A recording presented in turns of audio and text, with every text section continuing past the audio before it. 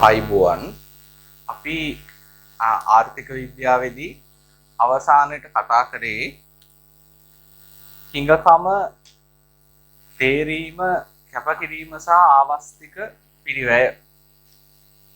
එදා පාඩම පොඩ්ඩක් මතක් කරගෙන අද එතන ඉඳන් ඉස්සරහට කතා කරමු.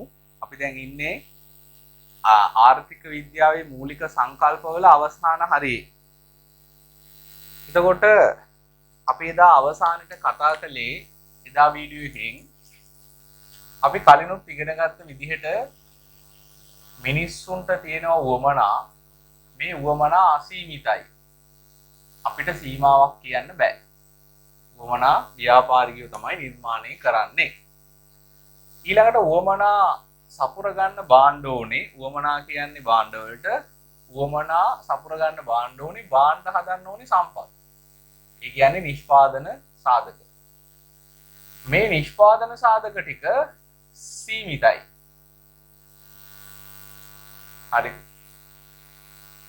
එතකොට උවමනා අසීමිත නිසා සහ ඒ උවමනා සපුර ගන්න තියෙන සම්පත් සීමා සහිත නිසා ඇති වෙනවා ආර්ථික ගැටලුවක්. ඒ තමයි හිඟකම. සියලු උවමනාවන් සපුරා ගැනීමට නොහැකි වීම. ඊළඟට සම්පත් වල තවත් ලක්ෂණයක් තියෙනවා. ඒ තමයි මේ සම්පත් වලින් එකම වැඩක් නෙමෙයි කරන්න පුළුවන්. විවිධ වැඩ කරන්න පුළුවන්. අපි ඒකට කියනවා විකල්ප ප්‍රයෝජන කියලා. එතකොට හිඟකමක් තියෙන නිසා ඔක්කොම උවමනා සපුර ගන්න බෑ.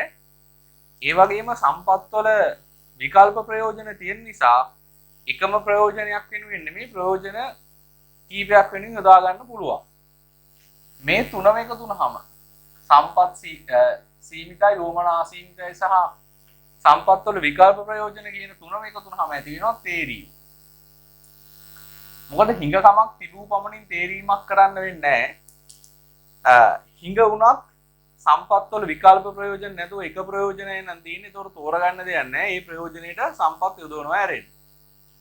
හැබැයි විකල්ප ප්‍රයෝජන තියෙනකොට තෝරගන්න ඕනේ මොනවටද සම්පත් යොදවන්නේ මොනවටද නැත්තේ. යොදවන්නේකට කොච්චර ප්‍රමාණයක් යොදවනවද? හරි. ඊළඟට විකල්ප කීපයක් තියෙනවා. අපි හිතමු විකල්ප තියෙනවා කියලා හතරක් ABCD කියලා. අපි මේක අනුපෙළි වලින් පෙළගස්සලා තෝරගන්නවා A කියන එක්කෙනාව. එයානේ හොඳ මේක. අපි හිතන විදිහට. එතකොට මේ BCD කියන තුන තෝරපු ගමන් මොකද වෙන්නේ? කැප කරන්න වෙනවා. කැප කිරීම. තෝරගත්තට පස්සේ කැප කරන්න වෙනවා. තෝරන හැමතැනදීම අනිවාර්යයෙන්ම කැප කිරීමක් කරන්න වෙනවා. තෝරගත්තේ යම් තැනකද එතන අනිවාර්යයෙන්ම කැප කිරීමක් වෙනවා. හරි. හැබැයි දැන් මේ BCD කියන තුනම කැප කළාට අපිට තියෙනවා කැප කරපු ඒවෙන් BCD කියන තුනම කැප කරලා තියෙන්නේ කැප කරපු ඒවෙන් වඩාත්ම හොඳම විකල්පය. ඒ කියන්නේ A කියන එක තෝර නොගත්තා නම් අපි තෝරගන්න එක. A කියන එක තෝරගත්තේ අපි හිතන හැටියට A නේ හොඳම විකල්පය. A තෝර නොගත්තා නම් තෝරගන්නේ ඊළඟට හොඳම විකල්පය. ඒ කියන්නේ දෙවෙනියට හොඳම විකල්පය B. අන්න එයාට අපි කියනවා කැප කරපු ඒවෙන් හොඳම එක ආවස්තික පිරිවැය. ආවස්තික පිරිවැය. ඔන්න ඔය ටික තමයි ඉගෙන ගත්තේ. මේකේ ආවස්තික පිරිවැය කියන එක ගැන අපි වැඩිපුර කතා කරුවේ නැහැ. අනිත් දේවල් ගැන ඔක්කොම කතා කරලා තියෙන්නේ. ඒ නිසා අද අපි මාතෘකාව පටන් ගන්නේ ආවස්තික පිරිවැය. opportunity cost. ආවස්තික පිරිවැය. හරි. ආවස්තික පිරිවැය. එතකොට ආවස්තික පිරිවැය නිර්වචනය කරන්න කිව්වොත් නිර්වචනය මෙතනින් හදාගත්ත හැකි. මේ බලන්න. විකල්ප ප්‍රයෝජන සහිත හිඟ සම්පත්. විකල්ප ප්‍රයෝජන මේ විදිහට විකල්ප ටිකක් තියෙනවා. හැබැයි සම්පත් හිඟයි. හිඟ නැත්තම් මේ විකල්ප ඔක්කොටම සම්පත් ඇති. හිඟකම නිසා තමයි විකල්ප වලින් තෝරගන්නේ. එතකොට විකල්ප ප්‍රයෝජන සහිත හිඟ සම්පත් එක්තරා විකල්පයක් කරා යෙදවූ විට. ඒ කියන්නේ තෝරගැනීම. එක්තරා විකල්පයක් කරා යෙදවූ විට. කැප කරන විකල්පයන් අතුරින් මේ තියෙන BCD කියන්නේ කැප කරන විකල්පය. හොඳම විකල්පය. කැප කරන විකල්පයන්ගෙන් හොඳ මේක. හරිද? එහෙම නැතු නිකම්ම හොඳ මේක නෙමෙයි. නිකම්ම හොඳ මේක තමයි තෝරගන්නේ. ඒ කැප කරන විකල්පයන්ගෙන් හොඳම විකල්පේ වටිනාකම තමයි ආවස්තික පිරිවැය කියලා කියන්නේ. කැප කරන විකල්පයන්ගෙන් හොඳ මේක. කැප කරන විකල්පයන්ගෙන් හොඳම විකල්පය.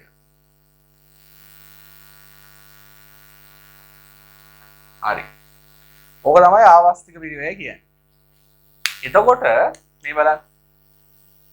දැන් උවමනා අසීමිතයි සම්පත් සීමිතයි කියන හිඟකම කියන ගැටලුවට ඒක අපි හැමෝම මුහුණ දෙන්න තත්ත්වයක්. ඔයාටත් මටත් රටක් විදිහට දුප්පත් රටකට පොහොසත් රටකට වුණත් හැමෝටම එක වගේම හිඟකම කියන තත්ත්වෙට මුහුණ දෙන්න වෙනවා. හරිද? ඊළඟට විකල්ප ප්‍රයෝජන තියෙන එකත් සම්පත්වල ඒකත් හැමෝටම මුහුණ දෙන්න වෙනවනේ. දැන් මම මෙතන විකල්ප ටික පෙළගස්සලා තියෙන්නේ මගේ කැමැත්ත අනුව. හරිද? උවමනාව කියන එක හැමෝටම එකම විදිහට දැනෙන්නේ නැහැනේ. අවශ්‍යතා හැමෝටම එක වුණාට මේ උවමනා ටික අපි හිතමු අපි මේ යන්නේ ගයක් හදන්න කියලා. ඒතොර ගයක් හදනකොට අපිට තියෙන උවමනා ටික අසීමිතයි. අපි කැමති හැම පහසුකමම අපේ ගෙදරට දාගන්න. හරි? AC කරන්නත් කැමති, තට්ටු 3ට හදන්නත් කැමති, ස්විමින් pool එකක් තියෙන එකටත් කැමති. ඔය වගේ ගොඩාක් ඒවා අපි කැමති. උවමනා අසීමිතයි.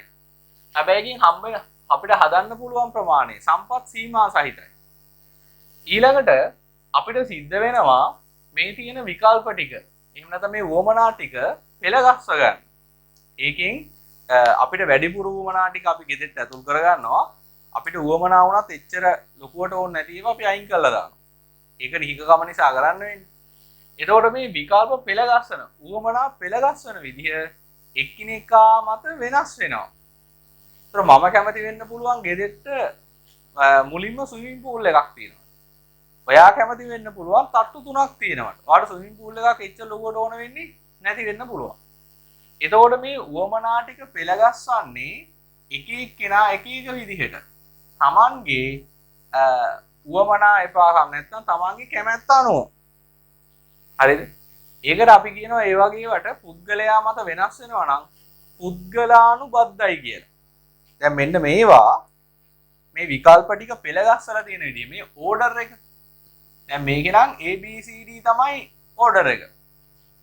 තව එක්කෙනෙක් තෝරන්න පුළුවන් BADC කියලා. තව එක්කෙනෙක් පෙළගස්සන්න පුළුවන් DCBA කියලා. හරිද? ඒක එක එක්කෙනා කැමැත්ත මත. ඒ වගේ වට අපි කියනවා පුද්ගලානුබද්ධයි කියලා. පුද්ගලයා මත වෙනස් වෙනවා. පුද්ගලානුබද්ධ. එතකොට මේ වොමනා ටික පෙළගස්සන විදිහ පුද්ගලයාගෙන් පුද්ගලයාට වෙනස් වෙනවා. එතකොට මේකේ උඩමින් එක්කෙනානේ තෝරගන්නේ. මේ අනුපිළිවෙල වෙනස් වෙනවා නම් එක එක්කෙනා තෝරගන්න විකල්පයක් පුද්ගලයාගෙන් පුද්ගලයාට වෙනස්. එතකොට තේරීමත් පුද්ගලානුබද්ධ. තේරීම මතනේ කැපකිරීම තීරණය වෙන්නේ. ඒ තෝරගත්ත නිසා BCD කැප වෙනවා. ඔයාගේ උඩින්ම හිටිය නම් D, එතකොට කැප වෙන්නේ ABC. ඔයාගේ මුලින්ම හිටියේ C නම් එතකොට කැප වෙන්නේ ABD. පැහැදිලිද? එතකොට මේ ටික පුද්ගලානුබද්ධ නිසා තෝරගන්නේ එක එක්කිනාට වෙනස් දේවල්, කැප වෙන්නේ එක එක්කිනාට වෙනස් දේවල්. කැප කරපු ලිස්ට් එකේ උඩින් ඉන්න කෙනා ආවස්තික පිළිවෙයි. එතකොට කැප ගන්න ලිස්ට් එක වෙනස් වෙනවා නම් කැප කරන ලිස්ට් එකේ උඩින් ඉන්න කෙනා පුද්ගලයාගෙන් පුද්ගලයාට වෙනස් වෙනවා. ඒ නිසා අපිට කියන්න පුළුවන් ආවස්තික පිළිවෙය කියන්නේ පුද්ගලානුබද්ධ සංකල්පයක්. පුද්ගලානුබද්ධ සංකල්පයක්. එහෙම නැත්නම් අපි මේකට කියනවා ආත්මීය සංකල්පයක් කියලා. ඔය ආත්මීය සංකල්පය කියන්නේ පුද්ගලානුබද්ධ සංකල්පයටම තමයි. හරි. ඊළඟට ආර්ථික විද්‍යාවේ මම කිව්වා විචල්යන් වර්ග දෙකක් තියෙනවා කියලා. මම ප්‍රාග්ධනයේ කොටසෙදි මේක කියලා දුන්නේ. බලන්න මතකද කියලා. විචල්යන් වර්ග දෙකක්. මොකද්ද? මූල්‍ය විචල්යන් සහ මූර්ත විචල්යන්. මූර්ත විචල්යන්. මූල්‍ය විචල්‍යයන් කියලා කියන්නේ මූල්‍යමය වටිනාකමකින් රුපියල් 7 වලින් ප්‍රකාශ කරන්න පුළුවන් විචල්‍යයන්. මූර්ත විචල්‍යයක් කියලා කියන්නේ ද්‍රව්‍යාත්මක ඒකකයකින් ප්‍රකාශ කරන විචල්‍යයක්. ද්‍රව්‍යාත්මක ඒකකයක් කියන්නේ භාණ්ඩ හෝ සේවා ඒකකයක්. හරිද? දැන් අපි ආවස්තික පිරිවැය කියලා කියන්නේ කැප කරන හොඳම විකල්පේ වටිනාකම. හරිද? නැතුව කැප කරන හොඳම විකල්පේ මිල නෙමෙයි. මිල කියන්නේ මූල්‍ය සංකල්පයක්. වටිනාකම කියන්නේ මූර්ත සංකල්පයක්. දැන් ළමයින්ට ඒක පොඩ්ඩක් වෙනස් වෙන්න පුළුවන්. දැන් බලන්න මෙහෙම. දැන් මම ගන්නවා මේ පෑන. අපි හිතමු මේ පෑනක් රුපියල් 100යි කියලා. එතකොට මේ පෑනේ මිල තමයි රුපියල් 100 කියලා කියන්නේ. හරි. මේ පෑන් රුපියල් 100යි. හිතන්න මිනිස්සෙක් කෙනවා බස් එකට මේ පෑන් විකුණන්න. රුපියල් 100යි කියලා එනවා. දැන් මං ගුරුවරයෙක්. මට පෑන් ඕනේ. ඒ හින්දා මම මේ පෑන මට රුපියල් 100ක් වටිනවා. ඇත්තටම මේ පෑනක් වෙළඳ පොලේ රුපියල් 100ට වඩා වැඩි. හරිද? එතකොට මම මේ පෑන ටක් ගාලා මිලදී ගන්නවා. මොකද මට වටිනාකම මේකෙන් එන උපයෝගීතාවය, තෘප්තිය, ප්‍රයෝජනය රුපියල් 100ට වඩා වැඩි. හැබැයි ගෙදර නිකන් ඉන්න කෙනෙක් එහෙම නැත්නම් ඉගෙන ගන්න ඔයා වයිට් බෝඩ් එකක් පාවිච්චි කරන්නේ නැත්නම් ඔයා මේක රුපියල් 100යි කිව්වට මේක ලස්සන වුණාට මේකේ 아무තු මෙහෙම කෑල්ලක් තිබුණාට ඔයා ගන්නෑ. ඇයි? මේකේ මිල රුපියල් 100ක් වුණාට මේකේ ඔයාට වටිනාකමක් නැහැ. ඒතකොට වටිනාකම කියන එක මූර්ත සංකල්පයක්. හරිද? වටිනාකම කියන්නේ උපයෝගීතාවය. මිල කියන්නේ ඒ භාණ්ඩේ වටිනාකම මුදලින් මැන්නහම.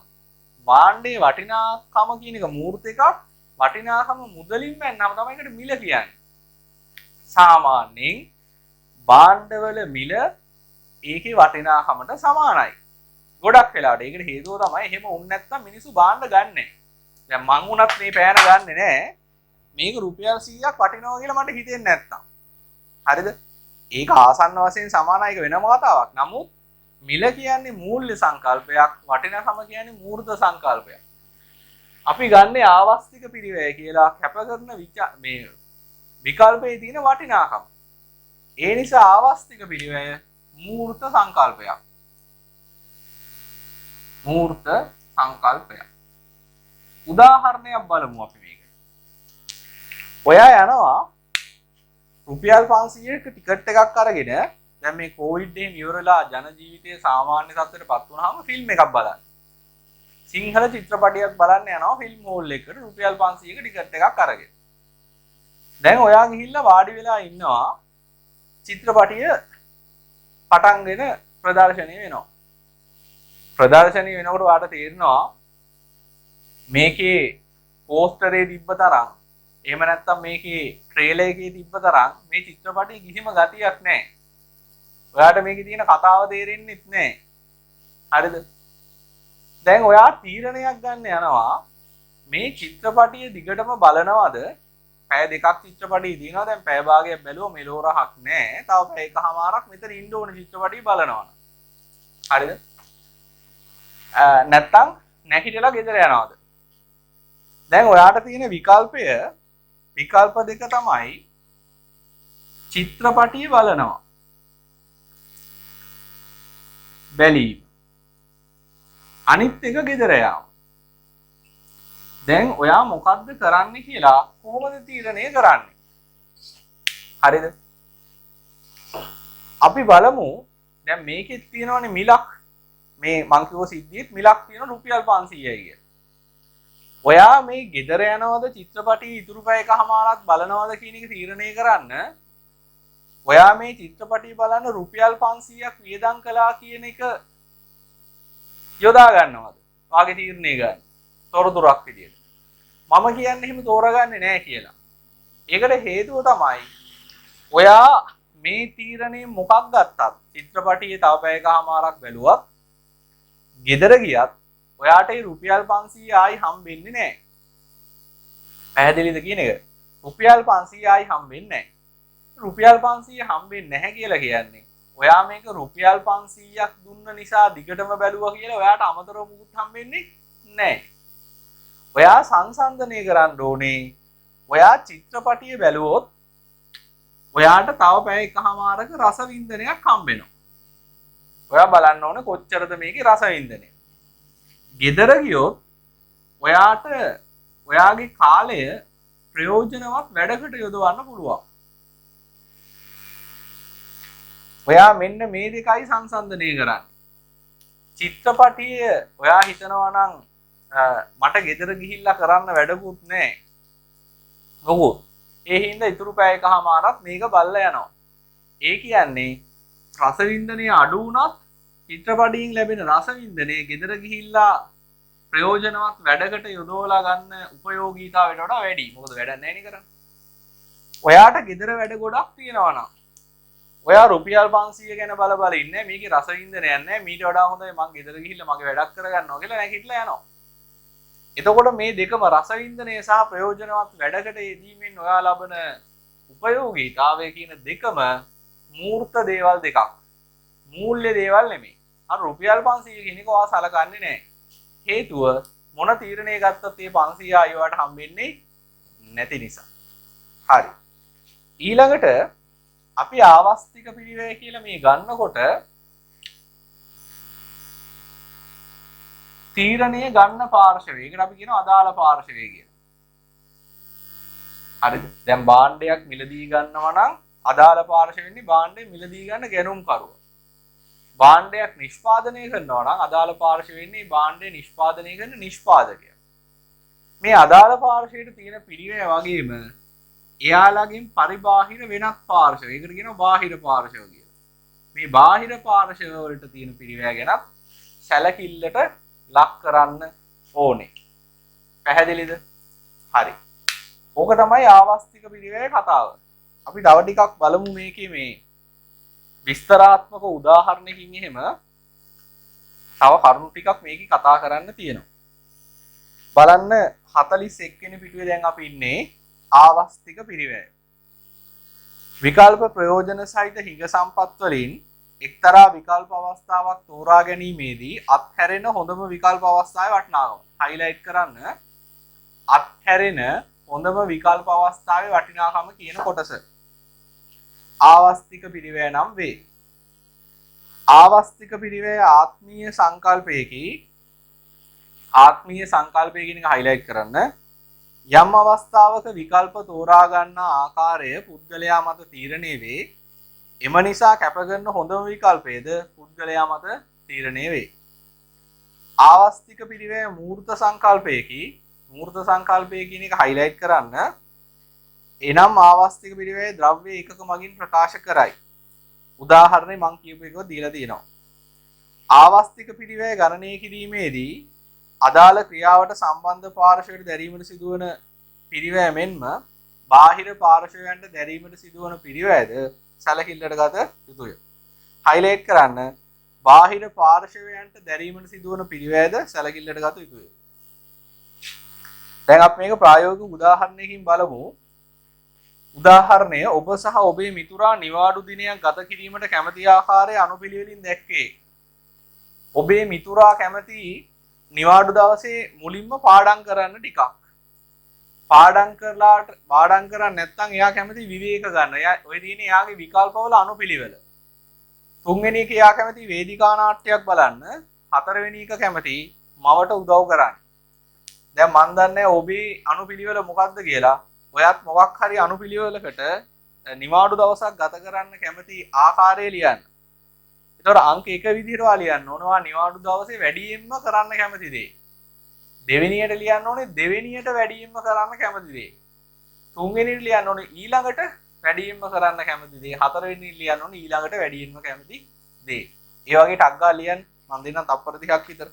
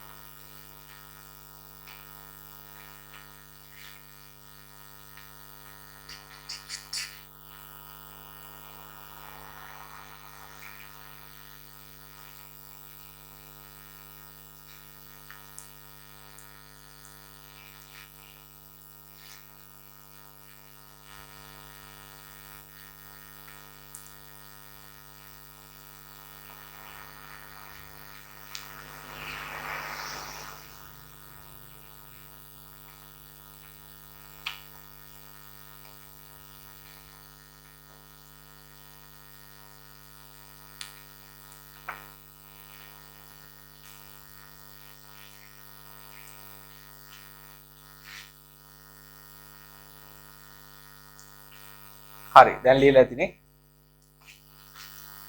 දැන් බලමු අපි ඉගෙනගත්ත සංකල්ප මේ ඇසුරින් පැහැදිලි කරගන්න.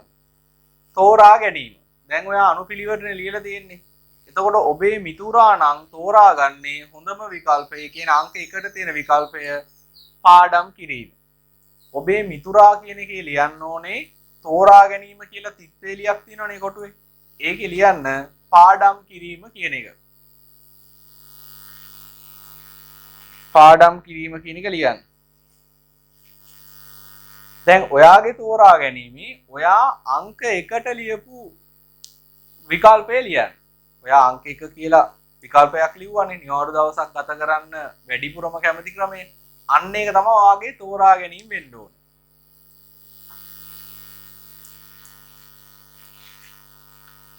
හරි. ඊළඟට කැපකිරීම ඔබේ මිතුරාගේ එක මම කියන්නම්. දැන් එයා තෝරගන්නේ පාඩම් කරන එක. එතකොට කැප කරන්න වෙනවා ඉතුරු තුනම. කෙටියෙන් ලියන්න කැපකිරීම කියන එකේ විවේකය, වේදිකා නාට්‍ය, කමා මවට උදව් කිරීම. විවේකය, කමා වේදිකා නාට්‍ය, කමා මවට උදව් කිරීම. ඔයාගේ කැපකිරීම කියන එක ලියන්න වෙන්නේ ඔයා අංක 2ට 3ට සහ 4ට ලියපු ඒවා අනුපිළිවෙලින් කෙටියෙන් ලියා ගන්න කැපකිරීම කියන කොටුව ඇතුළේ. ඊළඟට එහා පැත්තට ගියාම ඒකේ තියෙනවා ආවස්තික පිරිවැය කියලා එකක්. ආවස්තික පිරිවැය.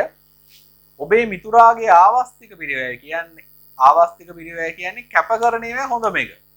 කැප කරන්නේ විවේක ගන්න එක, වේදිකා නාට්‍ය බලන එක සහ මවට උදව් කරන එක. ඒකේ වැඩිපුරම යා කැමති දෙවෙනියට කැමති එක නැත්තම් කැප කරපු ඉවෙන් වැඩිපුරම කැමති එක විවේක ගැනීම. ඔබේ මිතුරාගේ ආවස්තික පිරිවැය කියන කොටුවේ ලියන්න විවේක ගැනීම. ඔයාගේ ආවස්තික පිරිවැය කියන කොටුවේ ලියන්න ඕන ඔයා අංක 2ට ලියපු විකල්පය. අංක 2ට ලියපු විකල්පය තමයි ඔයාගේ ආවස්තික පිරිවැය වෙන්නේ.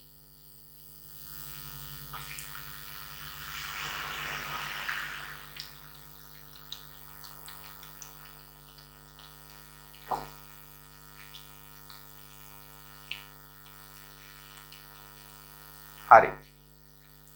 ඊළඟට මම මෙතන මේ ඇඳලා තියෙන කටු සටහන නැත්නම් මේ දල සටහන අපි මේ වෙනකන් ඉගෙනගත්ත සංකල්ප ගැන තියෙන සටහන උතන දාලා තිනවා. බලන්න උවමනා අසීමිතයි සම්පත් සීමිතයි කියන දෙක එකතු වුනහම හිඟකම ඇති වෙනවා. ඒ හිඟකමට විකල්ප ප්‍රයෝජනක් තිබ්බහම තේරීම කියන එක ඇති වෙනවා. තේරීම නිසා කැපකිරීම ඇති වෙනවා. කැපකිරීම නිසා ආවස්තික පිරිවැය ඇති වෙනවා. ඔතන ABCD කියලා දාලා තියෙන විකල්ප 4ක්.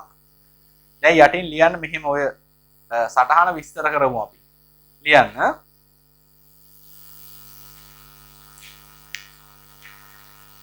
යම් අවස්ථාවක පවතින උවමනාවන්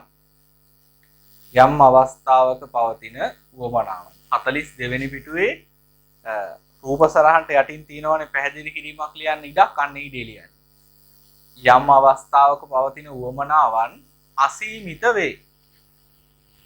අසීමිත වේ.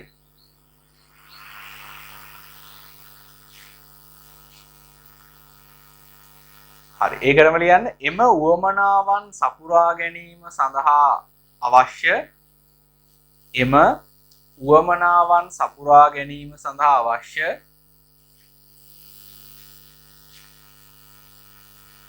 භාණ්ඩ හා සේවා මිලදී ගැනීම සඳහා භාණ්ඩ හා සේවා නිපදවීම සඳහා අවශ්‍ය භාණ්ඩ හා සේවා නිපදවීම සඳහා පවතින සම්පත් සම්භාරය සීමිත වේ. පවතින සම්පත් සම්භාරය සීමිත වේ.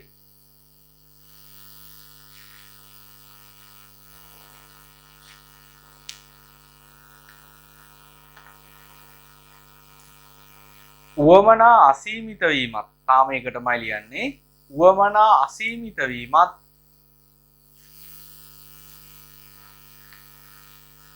සම්පත් සීමිත වීමත් නිසා උවමනා අසීමිත වීමත් සම්පත් සීමිත වීමත් නිසා හිඟකම ඇති වේ.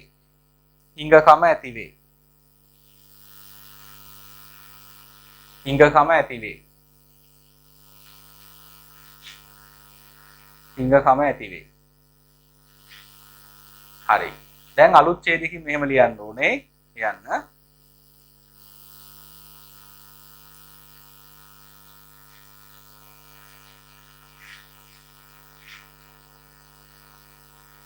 හිඟකමත් සමගම අලුත් ඡේදයකින් ලියන්නේ. හිඟකමත් සමගම සම්පත්වල විකල්ප ප්‍රයෝජනද පවතින නිසා. හිඟකමත් සමගම සම්පත්වල විකල්ප ප්‍රයෝජනද පවතින නිසා කවර විකල්පයන් කරා සම්පත් යෙදවිය යුතුද යන්න කවර විකල්පයන් කරා සම්පත් යෙදවිය යුතුද යන්න තෝරාගත යුතු වේ.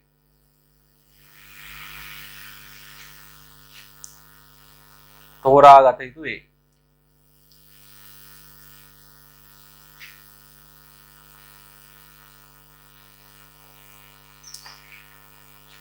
මෙහිදී ඒකටම ලියන්න. මෙහිදී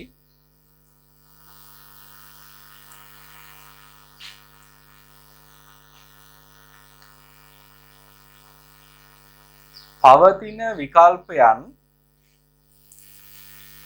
විකල්පයන් අනුපිළිවෙලින් පෙළගස්වා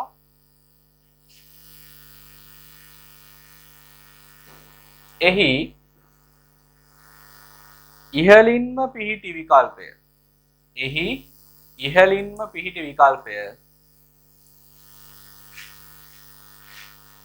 තෝරාගත යුතු වේ. තෝරා ගනු ඇත කියලා. තෝරා ගනු ඇත. ආයිත් අලුත් ඡේදයකින් තෝරා ගනු ඇත. අලුත් ඡේදයකින් විකල්ප ප්‍රයෝජන අතුරින්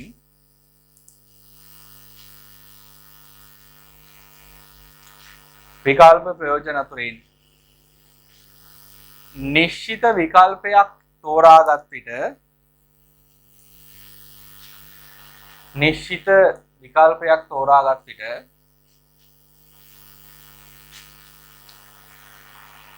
අනෙකුත් විකල්පයන් කරා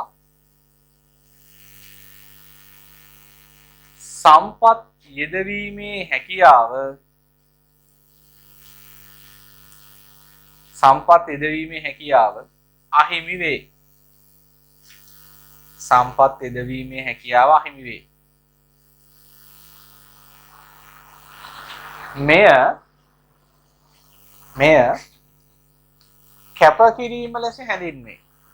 මෙය කැපකිරීම ලෙස හැඳින්වේ. ආයිත් අලුත් රූලකින් ලියන්න. කැපකරන විකල්පයන් අතුරින් හොඳම විකල්පයේ වටිනාකම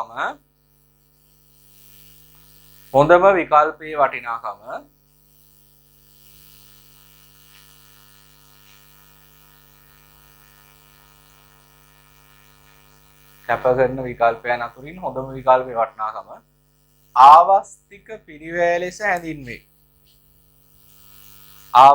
පිරිවැය ලෙස හැඳින්වේ.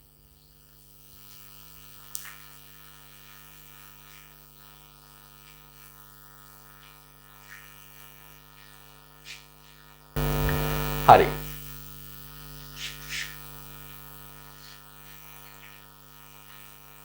තව තියෙනවා ආවස්තික පිරිවැය ගැන ඉගෙන ගන්න.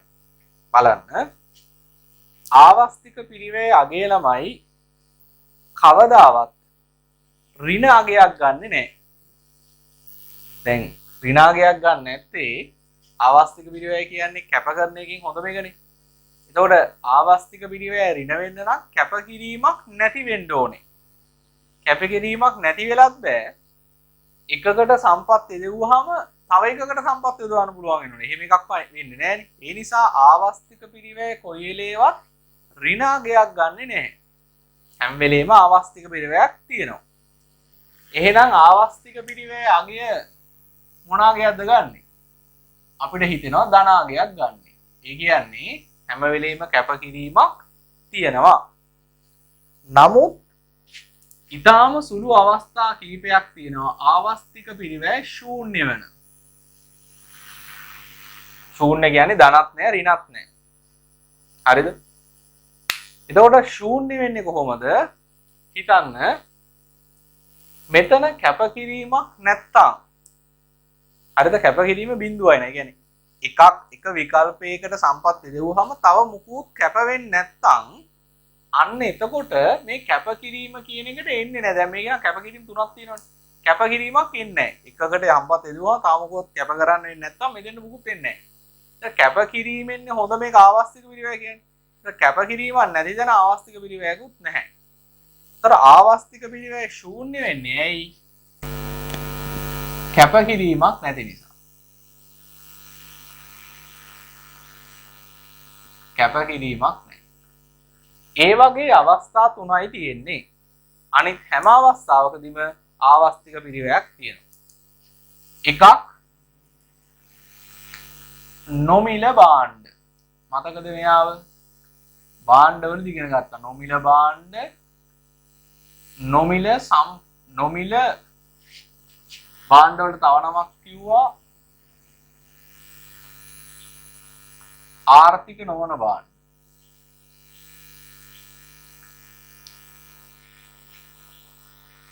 ආර්ථික නොවන භාණ්ඩ වල තිබ්බ ලක්ෂණය තමයි ආර්ථික නොවන භාණ්ඩ ශූන්‍ය මිලකට අසීමිතව සැපේනවා. එතකොට එයා සීමිතයි කියලා එක වෙන්නේ නැහැනේ. ඒ කියන්නේ විකල්ප ගොඩක් තිබ්බොත් ඒ හැම විකල්පයකටම සම්පත් ඇති භාණ්ඩ ඇති. ඒ නිසා හිඟකමක් ඉන්නේ. හිඟකමක් නැත්තම් තෝරගන්න ඕනේ. තෝර ගැනීමක් නැත්තම් කැපකිරීමක් නැහැ. කැපකිරීමක් නැත අවස්තික පිරිවැයකුත් නැහැ. හරිද? එතකොට මේ නොමිල භාණ්ඩයි අසීමිතව සපයන්නේ. නොමිල භාණ්ඩ හදලා තියෙන්නේ නොමිල සම්පත් වලින්. නොමිල භාණ්ඩ හදලා තියෙන්නේ නොමිල සම්පත් වලින්. නොමිල සම්පත් කිව්වේ ආර්ථික නොවන සම්පත්. හිරු එළිය වාතයේ ජලය වලින්. ඒතර භාණ්ඩය හදන්න අවශ්‍ය සම්පත් සීමිත නිසානේ භාණ්ඩය සීමිත වෙන්නේ. ඒතර භාණ්ඩය හදන්න අවශ්‍ය සම්පත් අසීමිතව තියෙන වෙලාවක අසීමිත සම්පත් වලින් අසීමිත භාණ්ඩ හදන්න පුළුවන්. ඒතර අසීමිත භාණ්ඩ තියෙනවා කියන්නේ උවමනා අසීමිත උනාට ප්‍රශ්නයක් නැහැ. ඒ හැම උවමනාවකටම සම්පත් නැත්තම් භාණ්ඩ ඇති. ඒතර නොමිල සම්පත් සම්බන්ධයෙන් ආවස්තික පිරිවැයක් නැහැ. ඔයා නෝට් එක බැලුවොත් කලින් නොමිල භාණ්ඩයි නොමිල සම්පත් වලයි මම ලක්ෂණයක් කියනවා ආවස්තික පිරිවැයක් නොමැත කියලා. මම ඒක ඉවලේ පැහැදිලි කළේ නෑ. මං කෝ ආවස්තික පිරිවැය කොටසෙදි කියන්නම් කියලා. මේ තියෙන්නේ විස්තරේ. නොමිල සම්පත් පාවිච්චි කරලා හදපු නොමිල භාණ්ඩවල කැපකිරීමක් නෑ. ඒ නිසා ආවස්තික පිරිවැය ශූන්‍යයි. දෙවෙනි එකට අපි කියනවා ආවස්තික පිරිවැය ශූන්‍ය වෙන අවස්ථාවට පොදු සේවා වියුක්තිය කියලා. පොදු සේවා වියුක්තිය. පොදු සේවා වියුක්තිය කියන්නේ භාණ්ඩයක් හෝ සේවාවක් හදන්න අවශ්‍ය නිෂ්පාදන සාධක ටිකක්. මේ භාණ්ඩයක් හරි සේවාවක් හරි හදන්න අවශ්‍ය නිෂ්පාදන සාධක සියල්ල නිපදවීමට අවශ්‍ය නිෂ්පාදන සාධක සියල්ල එකක් දෙකක් නෙමෙයි නිෂ්පාදන සාධක සියල්ල මේ වෙද්දී සේවා වියුක්තව තියෙන්න ඕනේ. සේවා වියුක්තයි කියන්නේ දැනට කිසිම නිෂ්පාදනයකට යොදා නොගෙන තියෙන්න ඕනේ. හරිද? භාණ්ඩයක් හරි සේවාවක් හරි හදන්න අවශ්‍ය නිෂ්පාදන සාධක ඔක්කොම මේ වෙද්දී සේවා වියුක්තව තියෙන්න ඕනේ. ඒතර සේවා වියුක්තව නම් තියෙන්නේ කියන්නේ වැඩකට ගන්න නැතුව නම් තියෙන්නේ අපි මේ වැඩකට ගන්නේ නැති සම්පත් ටික වැඩකට ගත්තා කියලා තව මුකුත් කැප වෙන්නේ නැහැ. මොකද මේ සම්පත් වලින් මේ වෙනකම් භාණ්ඩ හැදුවේ නැහැ. ඒතර අපි හැදුවා කියලා වෙන මොකුත් භාණ්ඩයක් හදන එක නැති වෙන්නේ නැහැ. ඒ නිසා මොකද වෙන්නේ? ඒ භාණ්ඩ හැදුවා කියලා සේවා වියුක්තව තිබ්බ සම්පත් එකතු කරලා මොනව වෙන්නේ නැද්ද? කැප කරන්න වෙන්නේ නැහැ. කැප කරන්න වෙන්නේ නැහැ කියන අවස්තික පිළිවෙලක් නැහැ කියන එක. අපි මේ උදාහරණකින් බලමු. මේ දැන් වර්තමානයේ තියෙන උදාහරණකින් අපි බලමු. අපි හිතමු වෙනදාට ඕගොල්ලන් ගෙදර වැඩට යන කීප දෙනෙක් ඉන්නවනම් අපි හිතමු අම්මා තාත්තා දෙන්නම වැඩට යනවා කියලා. එතකොට ගෙවත්තේ වගා කරන එක හරිද? ටිකක් අමාරුයි මොකද වෙලාව අඩු නිසා. හරි? ඒගොල්ලෝ වගා කරන්න පටන් ගත්තොත් එහෙම මොකද වෙන්නේ? වැඩට යන්න වෙන්නේ නැහැ. හරිද? ඒකට හේතුව තමයි දැන් මේකට අවශ්‍යයි ශ්‍රමය. අනිත් ඒවා නම් අපි හිතමු ගෙවත්තෙම තියෙනවා කියලා. පෝර කාබනික පෝර තියෙන්න පුළුවන් ස්වභාවිකව ඇති වෙන. ඊට පස්සේ අපි කඩෙන් බීජ හරි පැල හරි ගන්න නැතුව ගෙදරම තියෙන පැලයක් ඉන්නවනවා වෙන්න පුළුවන්. ඒකෝර අනිත් ඒවාට නම් අනිත් ඒවා ටික නම් නිකන් තියෙනවා. හැබැයි වගා කරන්න කාලේපේ ශ්‍රමයේපේ. දැන් මේ ශ්‍රමය මේ වෙනකොට රැකියාවක සේවා නියුක්ත කරලා තියෙන්නේ. ඒ නිසා ඔයා වැඩට යන්න නැතුව ගෙවත්තේ වගා කළොත් අන්න කැප වෙනවා. මොකද්ද? වැඩට ගිහිල්ලා කරන්න තියෙන වැඩ ටික කැප කරන්න වෙනවා. ඒතර මේ කැප කිරීම දරාගෙන තමයි ආවස්තික පිළිවෙලක් ඇති වෙනවා. එතකොට වගා කරන්න වෙන්නේ. හැබැයි මේ දවස්වල සංචරණ සීමා දාලා හුඟක් අය වැඩට යන්නේ නැහනේ. එතකොට දැන් ඒකට අවශ්‍ය බීජ ටික, ඒකට අවශ්‍ය පොහොර ටික, ඒකට අවශ්‍ය වතුර ටික, ඒකට අවශ්‍ය ශ්‍රමය අන්න දැන් නිකන් තියෙනවා. දැන් නිකන් තියෙනවා. සේවා වියුක්ත වෙලා තියෙන්නේ. ඒ නිසා ඒ ටික එකතු කරලා වගාවක් කළා කියලා මුකුත් වැඩක් පාඩු වෙන්නේ නැහැ. මොකද මේ භාණ්ඩය හෝ සේවාව හදන්න ගත්ත නිෂ්පාදන සාධක ටික මේ වෙනකොට හරිද? නිෂ්පාදනයකට යොදවලා තිබෙන්නේ නැහැ. ඒ හින්දා ඒ ටික එකතු කරලා අපි අලුතෙන් භාණ්ඩයක් හැදුවා කියලා කැපකිරීමක් නැහැ. කැපකිරීමක් නැත්නම් අවස්තික පිළිවෙලකුත් නැහැ. හැබැයි භාණ්ඩයක් සේවාවක් හදන්න අවශ්‍ය නිෂ්පාදන සාධක අපි හිතමු 10ක් තියෙනවා කියලා. 10න් 9ක්ම සේවා වියුක්තව තියෙන්නේ. එකක් සේවා නියුක්තව තියෙන එක අපි ඒකෙන් මේකට ගන්න ඕන. එහෙමනම් මේක ගන්න බෑ. නිෂ්පාදන සාධක සියල්ලම සේවා වියුක්තව තියෙනවා. එකක්වත් සේවා නියුක්ත වෙලා තියෙන්න බෑ. මොකද එකක් හරි සේවා නියුක්ත වෙලා තියෙන කෙනෙක් අලුත් නිෂ්පාදනය ගන්නවා කියන්නේ එයා මේ වෙනකන් කර හිටපු වැඩේ කැප කරන්න වෙනවා. ඒතර අවශ්‍ය විදිහක් තියෙනවා. පොදු සේවා වියුක්තිය කියන්නේ භාණ්ඩයක් හරි සේවාවක් හරි හදන්න අවශ්‍ය නිෂ්පාදන සාධක සේරම සියල්ලම මේ වෙද්දී සේවා වියුක්තව තියෙනවා කියන එක. 3. තුන්වෙනි එක තමයි එක් විකල්පයක් විතරයි නම් තියෙන්නේ. එක් විකල්පයයි තියෙන්නේ. ඒ කියන්නේ විකල්ප ප්‍රයෝජන ගොඩක් නැහැ. විකල්ප ප්‍රයෝජන නැත්තම් හිඟ වුණත් තෝරගන්න වෙන්නේ නැහනේ. හරිද? අපි හිතමු මේ වෙනකොට විදුලි බලය ජනනය කරන්න හදලා තියෙන විදුලි බලාගාරයක්. ඒකෙන් වෙන මුකුත් කරන්න බැහැ කියලා අපි හිතුවොත් ඒකේ විකල්ප ප්‍රයෝජන නැහැ. ඒතර තෝරා ගැනීමක් නැහැ. විදුලි බලය නිපදවන එක තමයි කරන්න වෙන්නේ. තෝරා ගැනීමක් නැත්තම් කැපකිරීමකුත් නැහැ. කැපකිරීමෙන් හොඳ මේක අවශ්‍යක පිළිවෙල නම් තෝරගන්න නැති තැන කැපකිරීමකුත් නැහැ. පැහැදිලිද කතාව? හරි. ඒතර එක් විකල්පයක් තිබ්බොත් ඒත් කැපකිරීමක් තෝරා ගැනීමක් නැහැ. ඒතර අවශ්‍යක පිළිවෙලක් නැහැ. ඔය තුන මතක තියාගන්න හරියටම ඔච්චරමයි තියෙන්නේ ආවස්තික පිළිවෙල ශූන්‍ය වෙන. හරිද? තව 4 වෙනි එකක් නැහැ. 43 වෙනි පිටුවේ තියෙනවා ආවස්තික පිළිවෙල ධන හෝ ශූන්‍ය විය හැක. නමුත් කිසි විට ඍණාගයක් නොවේ. ආවස්තික පිළිවෙල ශූන්‍ය වන අවස්ථා. 1. නොමිල භාණ්ඩ. නොමිල භාණ්ඩ ලියන්න. ශූන්‍ය මිලකට අසීමිතව සැපේන භාණ්ඩ. ශූන්‍ය මිලකට අසීමිතව සැපේන භාණ්ඩ නොමිල භාණ්ඩ නම් වේ.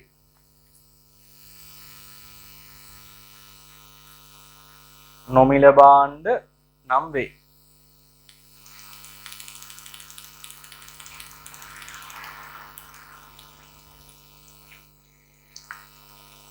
ඒකටම ලියන්න නොමිල භාණ්ඩ එලෙස අසීමිතව සැපයෙන්නේ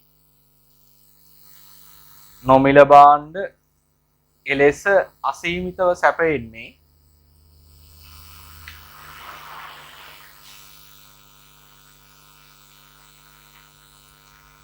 නොමිල භාණ්ඩ එලෙස අසීමිතව සැපයෙන්නේ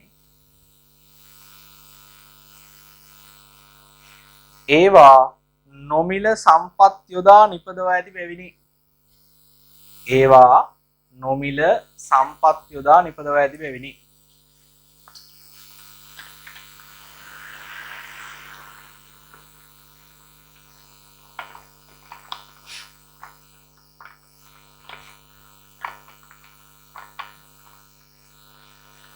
අලුත් රූලකින් ලියන්න නොමිල සම්පත් වල නොමිල සම්පත් අසීමිත වේ කියලා ලියන්න ඒත් නොමිල සම්පත් අසීමිත වේ.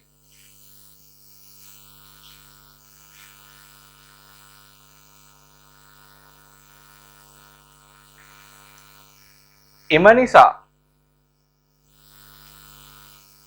නොමිල භාණ්ඩ සම්බන්ධයෙන්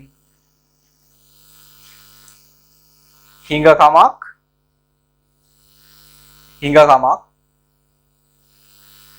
හෝ ආවස්තික පිරිවැයක් නොමැත.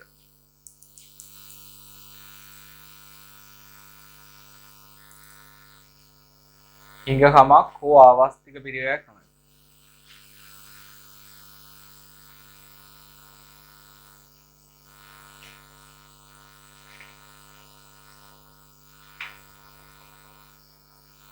හරි. දෙවෙනි එක පොදු සේවා යුක්තිය. ලියන්න භාණ්ඩයක් හෝ සේවාවක් නිපදවීමට අවශ්‍ය භාණ්ඩයක් හෝ සේවාවක් නිපදවීමට අවශ්‍ය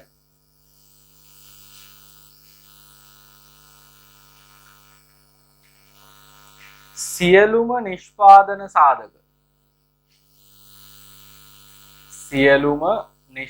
සාධක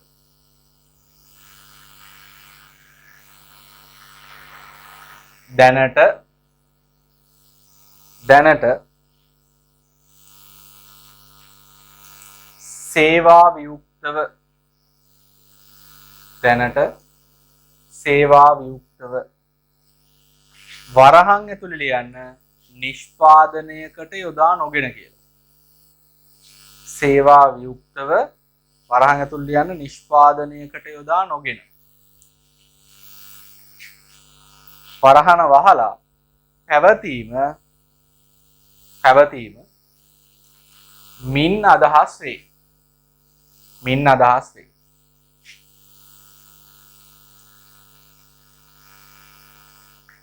ඒකටම ලියන්න එලෙස සේවා වියුක්තව පවතින සම්පත්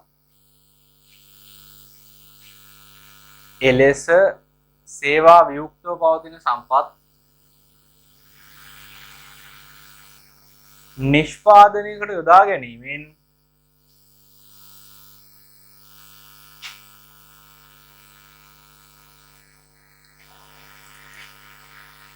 වෙනත් නිෂ්පාදනයක් කැපකිරීමට සිදු නොවන නිසා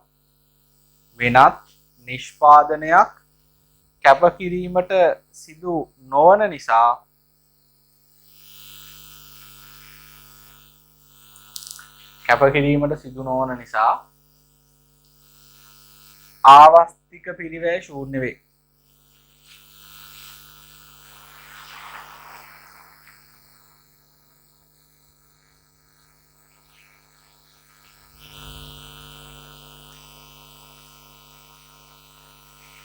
හරි. ඊළඟට තුන්වෙනි එක විකල්ප ප්‍රයෝජන නැවත විට ලියන්න මෙහෙම.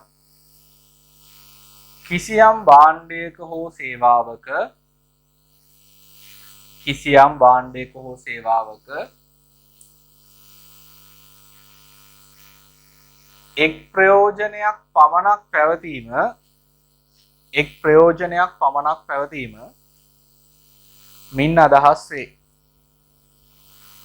එක් ප්‍රයෝජනයක් පමණක් පැවතීම මින් අදහස් වේ.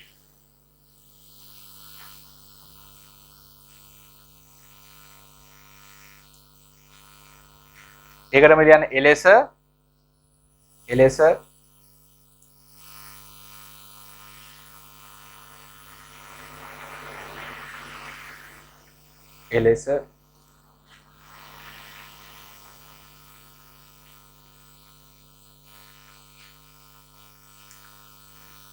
එක් ප්‍රයෝජනයක් පමණක් පවතින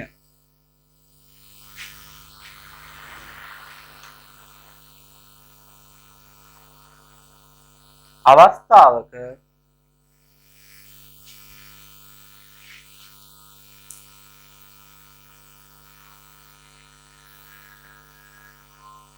එකී ප්‍රයෝජනය වෙනුවෙන් යොදා ගැනීමේදී කැපකිරීමක් හා අවස්ථික පිරිවැයක් නොමැත. කැපකිරීමක් හා අවස්ථික පිරිවැයක් නොමැත.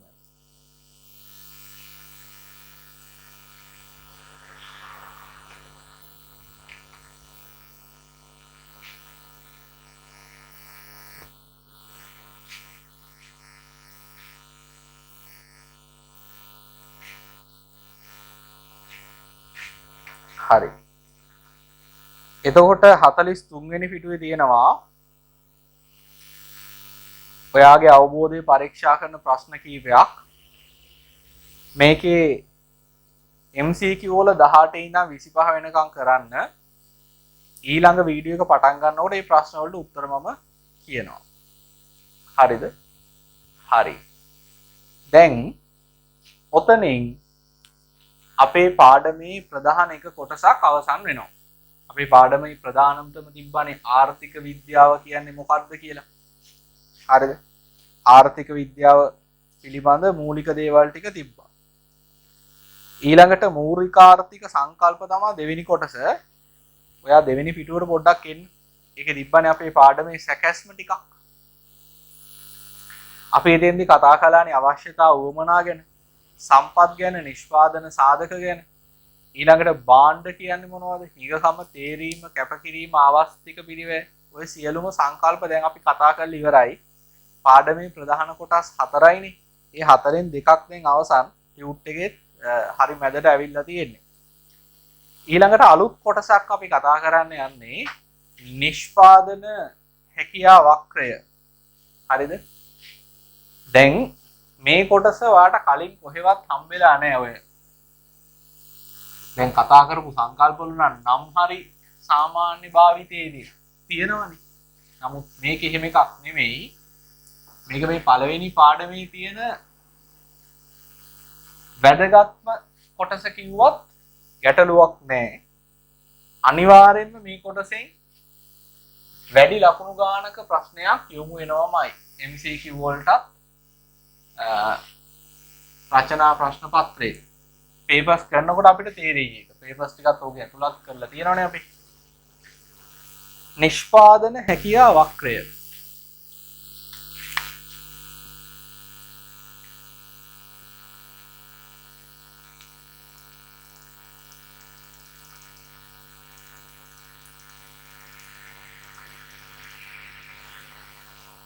නිෂ්පාදන ප්‍රොඩක්ෂන් හැකියාව possibility වක්‍රය curve PPC.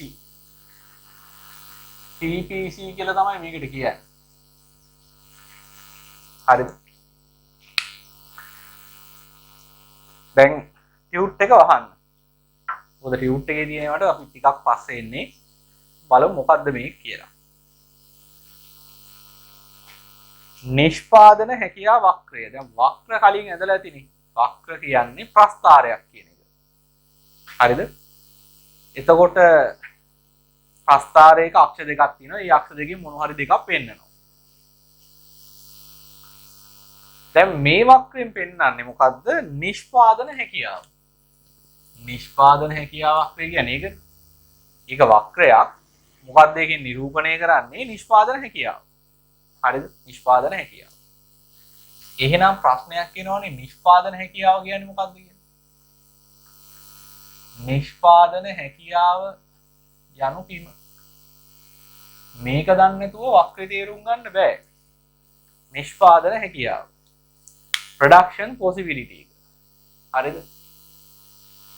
ඕකත් අමතක කරලා දාමු. අපි ගමු මේකට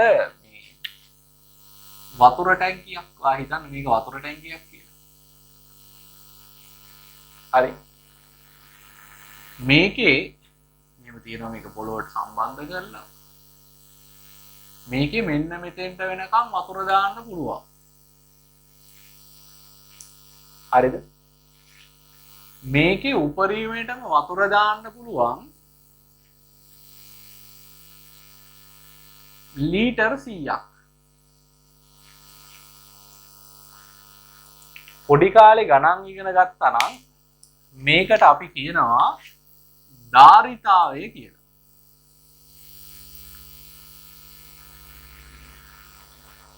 අපි මේකට කියනවා ධාරිතාවය කියලා. හරිද? ධාරිතාවය. ඒකෙන් අදහස් වෙනවද මේකේ හැම වෙලෙම මේ වතුර ටැංකියේ ලීටර් 100ක්ම තියෙනවායි කියලා. එහෙම එකක් නැහැනේ. එක්කෝ අපිට ලීටර් තියෙන්න පුළුවන් 25ක්. නැත්නම් 50ක් 60ක් 70ක් 80ක් 90ක් 100ක් වෙනකන් තියෙන්න පුළුවන්. 100ට වැඩියෙන් තියෙන්න පුළුවන්ද? 100ට වැඩියෙන් තියෙන්න බෑ. හරිද? දැන් මේ තියෙන එකට අපි කිව්වා පරිමාව කියලා. තියෙන ගානට. බය වෙන්න එපා මේ ගණන් පාඩමක් නෙමෙයි මේක. මම මේ නිෂ්පාදන හැකියාව පැහැදිලි කරන්න මේ උදාහරණේ ගත්තේ. මේකේ ධාරිතාවය 100යි. හරිද? ඒ කියන්නේ දැනට පවතින වතුර ටැංකියට දාන්න පුළුවන් ලීටර් 100යි. හැබැයි එකකින් අදහස් වෙන්නේ හැම වෙලෙම වතුර ටැංකියේ ලීටර් 100ක් තියෙන්න ඕන කියලා. ලීටර් 100ක් හරි ඊට වඩා අඩුවෙන් හරි තියෙන්න පුළුවන්. හරිද? යම් විදියකින් අපිට ලීටර් 120ක් දාන්න ඕන නම් දැන් මේ වතුර ටැංකිය ප්‍රමාණවත් වෙනවද? නැහැ. මේ වතුර ටැංකිය එහෙනම් මොකද කරන්න ඕනේ? ලොකු කරන්න ඕනේ. මොකද ලොකු කරන්න ඕනේ? පරිමාවද ධාරිතාවය? ධාරිතාවය ලොකු කරන්න. පරිමාව කියන්නේ තියෙන ප්‍රමාණය.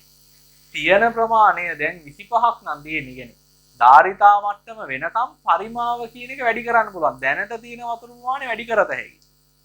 හැබැයි පරිමාව කොයි වෙලේවත් ධාරිතාවට වඩා එහාට වැඩි කරන්න බෑ. එහෙම වැඩි කරනවා නම් මේ ටැංකිය ලොකු කරන්න ඕනේ. පැහැදිලිද?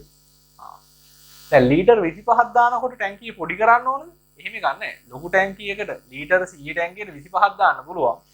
100 ටැංකියට 120ක් දාන්න බෑ. ඔය සංකල්පය තේරෙනවනේ. ඕක තමයි මෙතන තියෙන්නේ. හරිද? මේ නිෂ්පාදන හැකියාව කියලා කියන්නේ ආර්ථිකයකට. මම කිව්වා මුල් කහරියේදී ආර්ථිකයක් කියන එක අපි සාමාන්‍ය භාෂාවෙන් රට කියන එකට තමයි ආර්ථිකය කියන්නේ. එතකොට ආර්ථිකයකට නිපදවන්න පුළුවන්. නිපදවිය හැකි උපරිම භාණ්ඩ ප්‍රමාණය තමයි නිෂ්පාදන හැකියාව කියලා කියන්නේ. පැහැදිලිද? දැන් අපි ආර්ථිකය ගැන කතා කරන හින්දා මෙයාව දැන් අයින් කරමු. එයාව අපි දැන් මේක පැහැදිලි කරගන්න එකත්. ආර්ථිකයෙන් නිපදවන්න පුළුවන් උපරිම භාණ්ඩ ප්‍රමාණය තමයි නිෂ්පාදන හැකියාව කියන්නේ. ඒතර ආර්ථිකයේ කොච්චර භාණ්ඩ හදන්න පුළුවන්ද කියන එක තීරණය වෙනවා ප්‍රධාන සාධක දෙකක් මත. හරිද? පළවෙනි එක තමයි ඒ ආර්ථිකයේ සතුව තියෙන සම්පත් සම්භාරය. බලන්න එපා ඩියුට් එක. තේරුම් ගන්න මේක. සම්පත් කියන්නේ මොනවද? නිෂ්පාදන සාධක වලට. භූමිය, ශ්‍රමය, ප්‍රාග්ධනය, ව්‍යවසායකත්වය. නිෂ්පාදන සාධක. හේතුව තමයි භාණ්ඩ කියන එක හැදෙන්නේ නිෂ්පාදන සාධක සංයෝග කරලා. ඒතර නිෂ්පාදන සාධක වැඩියෙන් තියෙනවා නම් ඒකේ ප්‍රතිඵලය තමයි අපිට වැඩියෙන් භාණ්ඩ හදන්න පුළුවන්. එතකොට අඩු නිෂ්පාදන සාධක ප්‍රමාණයක් තියෙන රටකට සාපේක්ෂව වැඩි භාණ්ඩ ප්‍රමාණයක් වැඩි නිෂ්පාදන සාධක ප්‍රමාණයක් තියෙන රටකට හදා ගන්න පුළුවන්. උදාහරණයක් දැන් ඉන්දියාව කිල්ලට සෑහෙන ලොකුයිනේ. ඒතර ඒගොල්ලන්ගේ භූමිය ස්වභාවික සම්පත් ප්‍රමාණය වැඩි. ශ්‍රමය ජනගහනය වැඩි. ඒතොර ඒගොල්ලන්ට අනිවාර්යයෙන් ලංකාවට වඩා වැඩි භාණ්ඩ ප්‍රමාණයක් හදාගන්න පුළුවන්. ඒතොර ඒගොල්ලන්ට හදාගන්න පුළුවන් උපරිම භාණ්ඩ ප්‍රමාණය අර ටැංකියේ ධාරිතාවය වගේ එක තීරණය වෙන එක සාධකයක් තමයි සම්පත් සම්භාරය. හරිද? හරි. මේ පවතින සම්පත් සම්භාරයෙන් අපිට හදන්න පුළුවන් උපරිම භාණ්ඩ ප්‍රමාණයක් තියෙනවා. ඒ කොහොමද තීරණය වෙන්නේ? මේ සම්පත් ටික අවස්ථා දෙකක තියෙන්න පුළුවන්. නිෂ්පාදන සාධක ටික. එකක් අපිට තියෙන්න පුළුවන් නිෂ්පාදන සාධක ටික පූර්ණ සේවා නියුක්ත කරලා. පූර්ණ සේවා නියුක්ත. ඒ කියන්නේ ඒකේ තේරුම තමයි නිෂ්පාදන සාධක ටික තියෙනවා. ඒ සාධක ටික පූර්ණ සේවා නියුක්තයි කියන්නේ ඔක්කොම නිෂ්පාදනයට යොදාගෙන තියෙනවා. හරිද? නිෂ්පාදන සාධක ටිකින් ඔක්කොම පූර්ණ සේවා නියුක්තයි කියන්නේ යොදාගෙන තියෙනවා. එහෙම නැත්නම් මේක තියෙන්න පුළුවන් ඌණ සේවා නියුක්තියක් විදියට. ඒ කියන්නේ සාධක ටිකක් තියෙනවා. හැබැයි මේ සාධක ඔක්කොම නිෂ්පාදනයට යොදාගෙන නැහැ. හරිද? උදාහරණයක් දැන් අපි ගමු. ලංකාවේ ඉන්නවා මිලියන 21ක්. ආසන්න වශයෙන් අපි හිතමු මිලියන 22ක්. දැන් ඉන්නවා 22ක්. මිලියන 22ක් ඉන්නවා. හරිද? දැන් මේ මිලියන 22 කියන්නේ ශ්‍රමයනේ. හරිද? ඒතකොට ලංකාවේ ශ්‍රමය මිලියන 22ක් ඉන්නවා. කියලා අපිට නිකන් කියන්න පුළුවන්. දැන් මේගොල්ලෝ පූර්ණ සේවා නියුක්ත කරනවා කියන්නේ මොකද්ද? හරිද? ඒ කියන්නේ මිලියන 22ම භාණ්ඩ හා සේවා හදන්න ගන්න එකද? ඒක නෙමෙයි. ගොඩක් ළමයි මේක වැරදියට තේරුම් ගන්න. පූර්ණ සේවා නියුක්තිය කියන්නේ නිෂ්පාදන සාධක සේරම නිෂ්පාදනයට දාගන්න එක නෙමෙයි. පූර්ණ සේවා නියුක්තිය කියන වචනාර්ථය එහෙම තමයි එන්නේ. හැබැයි පූර්ණ සේවා නියුක්තිය කියන එක නෙමෙයි. හොඳට අහගන්න. මිලියන 22ක් හිටියට මිලියන 22ක් කියලා කියන්නේ අද උපදින ළමයාගේ ඉඳගෙන මහල්ලා දක්වාම ඉන්න මුළු ජනගහනය. ඒකෙන් නිෂ්පාදනයට උදා ගන්න බෑනේ පොඩි ළමයි. නිෂ්පාදනයට උදා ගන්න බෑනේ හුඟක් මහලු අය. නිෂ්පාදනයට උදා ගන්න බෑනේ ආබාධිත අය. නිෂ්පාදනයට සමහර විට ගොඩාක් විට යොදා ගන්න බෑනේ පූජ්‍ය පක්ෂය වගේ අය. පැහැදිලිද?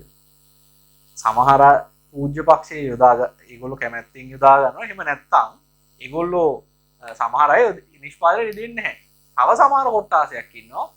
ඒගොල්ලෝ තමන්ගේ කැමැත්තෙන්ම නිෂ්පාදනයට යොදා ගන්න නැහැ. ඒගොල්ලන්ට තමන්ගේ පවුලේ ධනෙ තියෙනවා, වත්කම් තියෙනවා, ඒවෙන් කාලා බීලා ඉන්නවා. එතකොට අපිට ශ්‍රමය පූර්ණ සේවා නියුක්ත කරනවා කියලා මිලියන 22ම නිෂ්පාදන ක්‍රියාවලියට දායක කරගන්න බෑ. හරිද? මේ මිලියන 22කින් නිෂ්පාදනයට දාගන්න පුළුවන් කොටසක් ඉන්නවනේ. ඒ කියන්නේ මම කලින් කිව්ව සෙට් එක අයින් කරාම ඉතුරු වෙන ටිකක් ඉන්නවනේ. අන්නේ ඔක්කොම නිෂ්පාදනයට දාගන්න එක තමයි පූර්ණ සේවා නියුක්තිය කියන්නේ. හරිද? තව උදාහරණයක් මූදේ ඉන්නවා මාළු. අපිට මාළුන්ගෙන් විවිධ නිෂ්පාදන කරන්න පුළුවන්.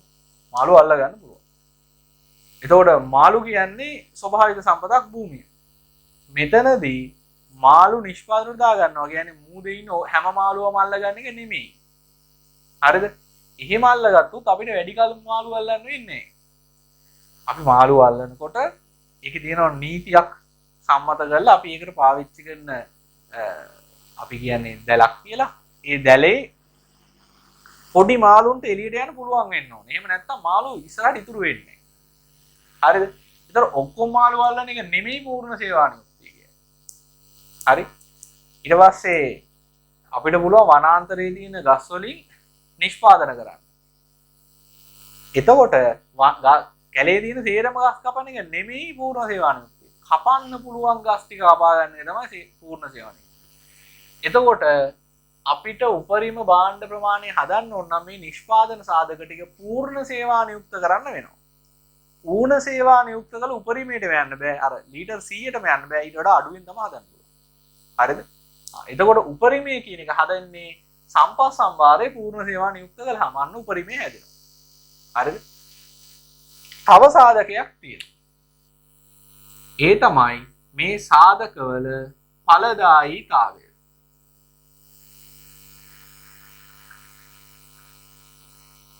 ඵලදායීතාවය කියලා කියන්නේ යෙදවුම් නිමැවුම් අතර අනුපාතය. නිමැවුම් බෙදීම යෙදවුම්. හරිද? එතකොට එනවා යෙදවුම් මේකකයකින් කොච්චර නිමැවුමක් කරගන්න පුළුවන්ද කියලා. මේක වැදගත් වෙන්නේ ඇයි? මේක වැදගත් වෙන්නේ මේකට. හිතන්න රටවල් දෙකක් ආර්ථික දෙකක් තියෙනවා A B කියලා.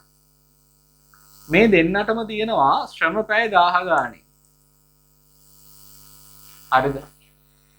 A ගේ ශ්‍රම පැයක ඵලදායීතාවය ඒකක 10යි කියලා හිතන්න. B ගේ ශ්‍රම පැයක ඵලදායීතාවය 8යි කියලා හිතන්න. ඒ කියන්නේ ශ්‍රම මිනිහෙක් පැයක් වැඩ කළාම ඒකක 10ක් හදනවා. A B ගේ හදන්නේ 8යි. එතකොට මේ ශ්‍රමයේ ඉන්නේ පැය 1000යිනේ. මේ පැය 1000 එක පැයකට 10 ගානේ හැදුවොත් එයාට භාණ්ඩ එකක 10000ක් හැදුවේ. මෙයාගේ ඵලදායීතාව අඩු නිසා එයාට හදනවා 8000යි. දැන් මේ දෙන්නගේ සම්පත් සම්භාරය සමානයිනේ. ඒක දැන් පූර්ණ සේවා නියුක්ත කරලා තියෙන්නේ. හැබැයි හදන්න පුළුවන් උපරිම එකයිද? දෙකක්නේ. ඒ දෙකක් වෙලා තියෙන්නේ ඇයි? ඵලදායීතාවය වෙනස් නේ.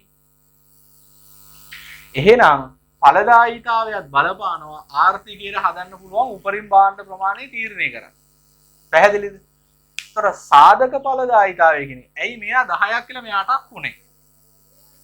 ඒකට එක හේතුවක් වෙන්න පුළුවන් අපි යොදා ගන්න තාක්ෂණය. ඉහළ තාක්ෂණයක් යොදා ගන්න වෙලාවට වැඩි ඵලදායීතාවයක් අපිට ළඟා කරගන්න පුළුවන්. තව හේතුවක් වෙන්න පුළුවන් මානව ප්‍රාග්ධනය. මතකද මම කියලා දුන්න මානව ප්‍රාග්ධනය. ඒ කියන්නේ කිසියම් ක්ෂේත්‍රයක් පිළිබඳ සුවිශේෂී හැකියාවල් සහ නිපුණතාවයන් තියෙන දැනුම.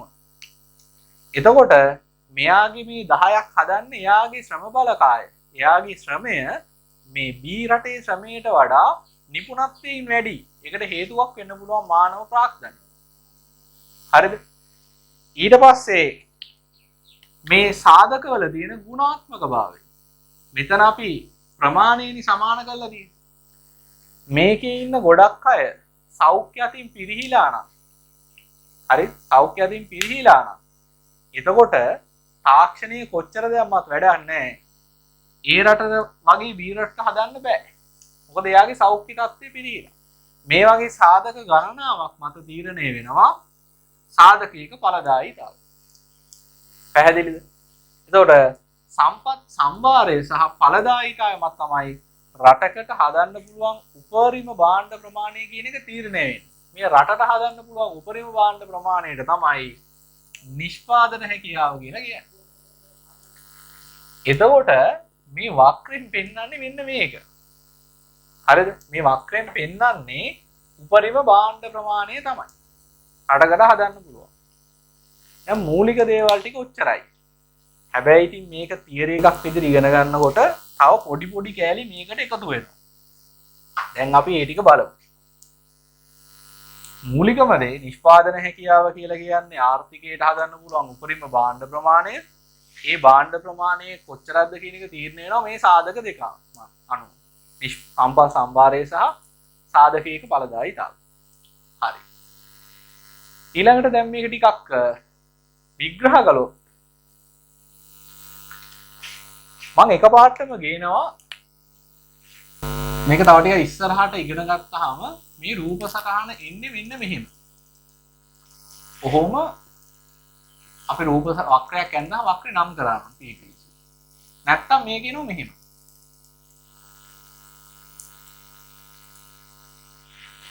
හරිද? මේක තව ටිකක් ඉගෙන ගත්තාම එන්නේ කමන්නේ. නිකන් අඳලා දාන්න. මේක සරල රේඛාවක් නේ.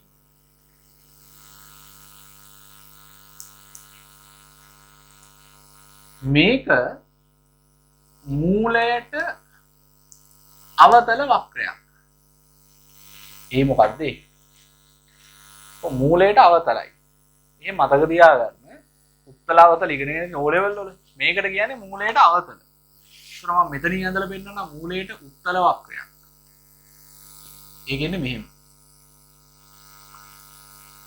එහෙම එකකුත් තියෙනවා. ඒක සිලබස් එකේ නෑ. මේ දෙක තමයි එකට ගන්න. හරිද? දැන් මේ නිෂ්පාදන හැකියාවක් නිර්වචනය කරන්න යන්නේ අපි. හරිද? අපි මෙන්න මෙහෙම කියනවා. කිසියම් අවස්ථාවක හරිද? ඒක නිකන්නේ ආර්ථිකයක ආර්ථිකය තමයි නිෂ්පාදන හැකියාවක් කියන්නේ ආර්ථිකය. පවතින සම්පත් සම්භාරය. පවතින සම්පත් සම්භාරය. බලන්න බඩේට එක නිකන් මම ලියාගෙන යනවා.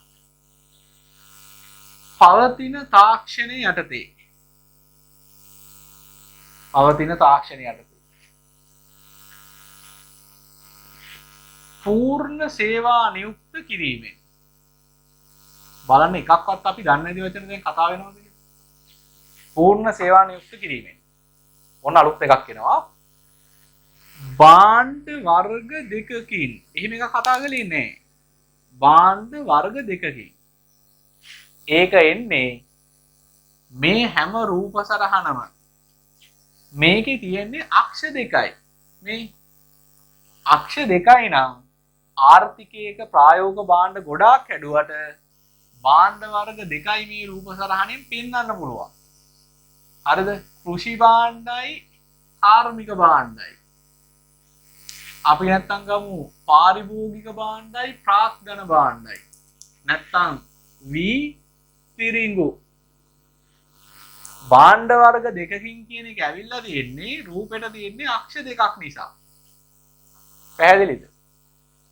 පවතින සම්පත් සම්භාරය පවතින තාක්ෂණය යටතේ පූර්ණ සේවා නියුක්ත කිරීමෙන් භාණ්ඩ වර්ග දෙකකින් නිපදවාගත හැකි උපරිම භාණ්ඩ සංයෝගයන්. නිපදවාගත හැකි උපරිම භාණ්ඩ සංයෝගයන්. දැක්වෙන රූප සටහන මොකද්ද? නිෂ්පාදන හැකියාවක් වේ. නිෂ්පාදන හැකියාවෙන් තමයි මේ ඔක්කොම ටික ඇවිල්ලා තියෙන්නේ. හරිද? ඔයා මේක නිර්වචනය කරනකොට මේ පහ තියෙන්න ඕනේ නිර්වචනය ඇතුලේ. එච්චරයි කතාව. පැහැදිලිද? දැන් එන්න ටියුට් එකට. හරි. පිටු අංක 46 අලුත් කොටසක් පටන් ගන්න නිෂ්පාදන හැකියාව වක්‍රය. එයා කියනවා දෙන ලද අවස්ථාවක මේ හැම එකීම උගලන් දැකලා ඉතින් නිර්වචන වල තියෙනවා දෙන ලද අවස්ථාවක. ගණන් වලත් අහුවෙලා ඇති. ඔය දෙන ලද අවස්ථාවක නැත්තම් සලකා බලන අවස්ථාවේ නිශ්චිත අවස්ථාවක වගේ වචන පාවිච්චි කරලා තියෙන්නේ මේ වක්‍රය අඳින්නේ කිසියම් අවස්ථාවක තියෙන දත්ත පාවිච්චි කරලා. හරිද? අපි මේක අඳින්නේ නැහනේ. දැන් 2021 ඇඳහම ලංකාවේ නිෂ්පාදන හැකියාව වක්‍රය ඒක 2100ට වළංගු වෙන්නේ නැහැ. ඒක වළංගු වෙන්නේ 2021ට. ඒතර දෙන ලද අවස්ථාව කියන්නේ 2021කට අදාළයි කියන එක. පැහැදිලිද? 1980 ඇමරිකාවේ නිෂ්පාදන හැකියාව වක්‍රය අඳහම ඒක දැන් වළංගු වෙන්නේ නැහැ. ඒක වළංගු වෙන්නේ ඒ වෙලාවට කියන එක වෙන්නන්න තමයි ඔය දෙන ලද අවස්ථාවක කියන එක කියන්නේ. හරිද? මොකද මේවා සර්වකාලීනව නෙමෙයි. හැමදාම එකම විදිහට තියෙන්නේ නැහැ. හරි. දෙන ලද අවස්ථාවක ආර්ථිකයක් සතු සියලුම සම්පත් හයිලයිට් කරන සියලුම සම්පත් පවත්නා තාක්ෂණය යටතේ හයිලයිට් කරන පවත්නා තාක්ෂණය යටතේ උපරිම කාර්යක්ෂමතාවයෙන් පාවිච්චි කරලා. හරිද? උපරිම කාර්යක්ෂමතාවය. ඒක එන්න ඕනේ මෙන්න මෙතෙන්. උපරිම කාර්යක්ෂමතාවය. පූර්ණ සේවා නියුක්ත කරන්නත් ඕනේ. ඒ වගේම තමයි උපරිම කාර්යක්ෂමතාවයෙන් වැඩ ගන්නත් ඕනේ. හරිද? මොකද උපරිම කාර්යක්ෂමතාවයෙන් වැඩ කරන්නේ නැත්නම් ඒ කියන්නේ අපිට උපරිම භාණ්ඩ ටික එන්නේ නැහැ. හයිලයිට් කරන්න උපරිම කාර්යක්ෂමතාවය කියන එක. උපයෝජනය කර කිසියම් භාණ්ඩ දෙකකින් භාණ්ඩ දෙකක් කියන හයිලයිට් කරන්න. නිපද විය හැකි උපරිම භාණ්ඩ සංයෝග සම්බන්ධ කොට අඳින්න රේඛාව. උපරිම භාණ්ඩ සංයෝග කියන එක හයිලයිට් කරන්න. ඔන්න ඔය ටික තියෙනවා. සම්පත් සම්භාරය, තාක්ෂණය, පූර්ණ සේවා නියුක්තිය සහ උපරිම කාර්යක්ෂමතාවය. මේ උපරිම කාර්යක්ෂමතාවයට තව නමක් කියනවා පූර්ණ නිෂ්පාදනය කියලා. ඒක ඔය පැත්තකින් ලියා ගන්න. පූර්ණ නිෂ්පාදනය කියන්නේ උපරිම කාර්යක්ෂමතාවයට තමයි. පූර්ණ නිෂ්පාදනය. භාණ්ඩ වර්ග දෙකකින් නිපදවා ගත හැකි උපරිම භාණ්ඩ සංයෝග දැක්වෙන රේඛාව. ඕකට තව නම් ගොඩාක් කියනවා. ඔය යටින් දාලා තියෙන නම් ටික. නිෂ්පාදන ධාරිතා ඉම. ඕකමයි. නිෂ්පාදන ශක්්‍යතා පර්යන්තේ. ශක්්‍යතාවය කියන්නේ හැකියාව, පර්යන්තය කියන්නේ රේඛාවට. විභව නිෂ්පාදන හැකියා සීමාව. විභව කියන්නේ පුළුවන් උපරිමය කියන එක. යන නම් වලින්ද නිෂ්පාදන හැකියා මායිම් වක්‍රය හඳුන්වනු ලබයි. නිෂ්පාදන හැකියා මායිම කියලාත් මේක කියනවා. නිෂ්පාදන හැකියා වක්‍රය කියලාත් මේකට කියනවා. ඕගොල්ලන්ගේ සිලබස් එකේ සමහර තැන්වල නිෂ්පාදන හැකියා මායිම් වක්‍රය කියලා දාලා තියෙනවා. මායිම කියන්නේ ඉර කියන එකට, වක්‍රය කියන්නේ රේඛාවක් කියන එකට තමයි. හරිද? ඒතකොට නිෂ්පාදන හැකියා මායිම් වක්‍රය කියන අලුත් එකක් නෙමෙයි, නිෂ්පාදන හැකියා වක්‍රෙම තමයි. හරිද? ආර්ථිකීක නිෂ්පාදන හැකියාව තීරණය කරන සාධක පහත පරිදි දක්වන්න පුළුවන්. පළවෙනි එක සම්පත් සම්භාරය. ලියමු. කියන්න.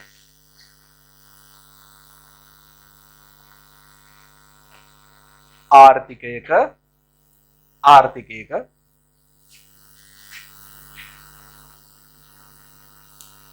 වර්තමානයේ නිෂ්පාදනයට යොදාගත හැකියයි.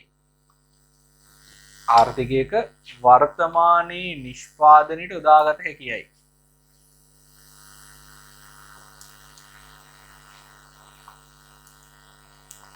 හඳුනාගෙන ඇති.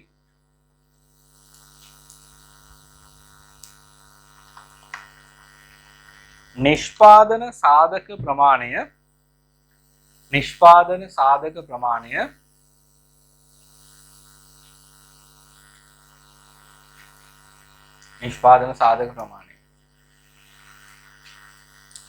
සම්පත් සම්භාරය ලෙස හැඳින්වේ. සම්පත් සම්භාරය ලෙස හැඳින්වේ.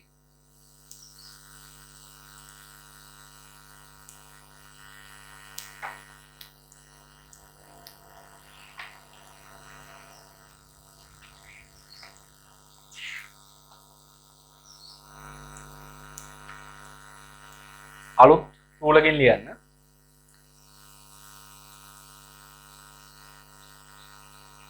උපරිම භාණ්ඩ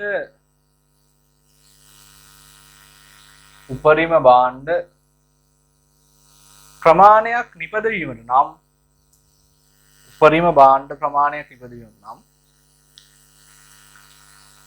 සම්පත් සම්භාරය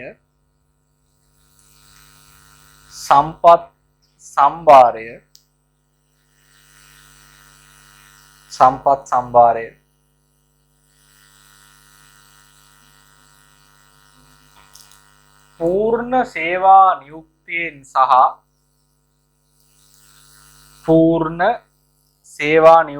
සහ උපරිම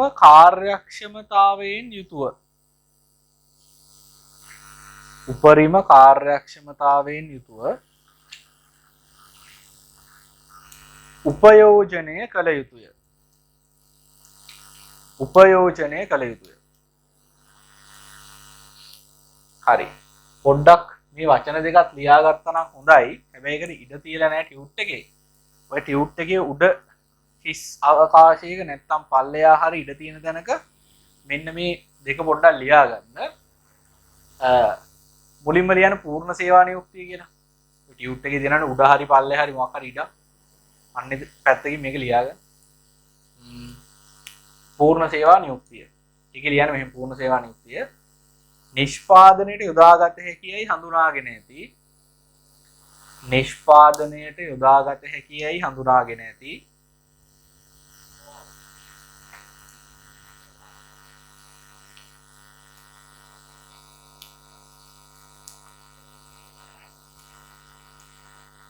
සියලුම නිෂ්පාදන සාධක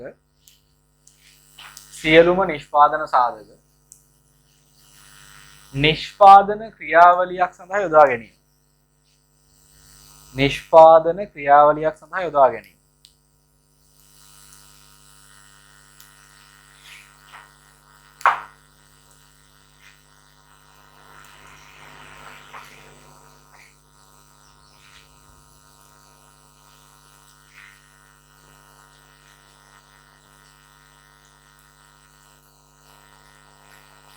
හරි.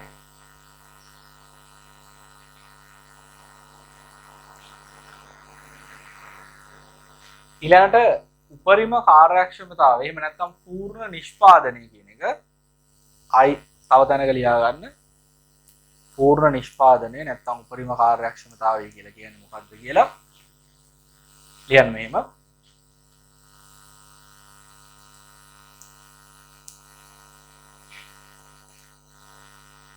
පවතින නිෂ්පාදන සාධකයකින්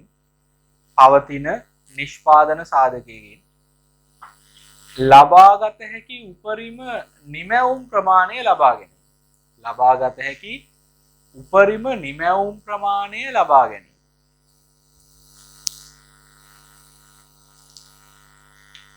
හරි. ඊළඟට අපේ නෝට් එකට යමු 2 අංක 2 සාධක ඵලදායීතාවය. ළමයි සාධක ඵලදායීතාවය කියන එක මෙතෙන්දී ආපු එකක් නෙමෙයි. නිෂ්පාදන සාධක අවසානයේදී මම කතා කළා සාධක ඵලදායීතාවය ගැන.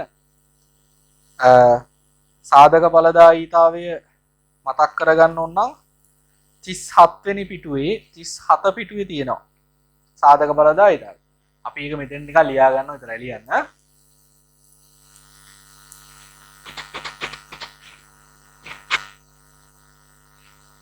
නිෂ්පාදන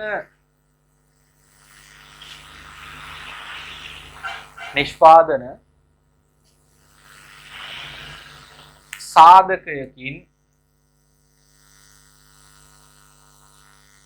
ලබාගත හැකි නිමැවුම් ඒකක ප්‍රමාණය සාධක ඵලදායීතාවය ලෙස හැඳින්වේ. සාධකයකින් ලබාගත හැකි නිමැවුම් ඒකක ප්‍රමාණය සාධක ඵලදායීතාවය ලෙස හැඳින්වේ.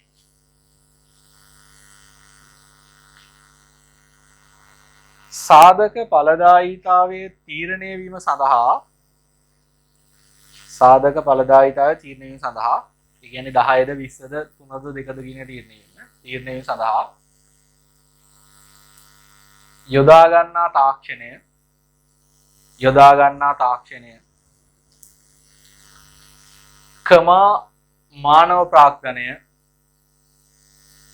මානව ප්‍රාග්ධනය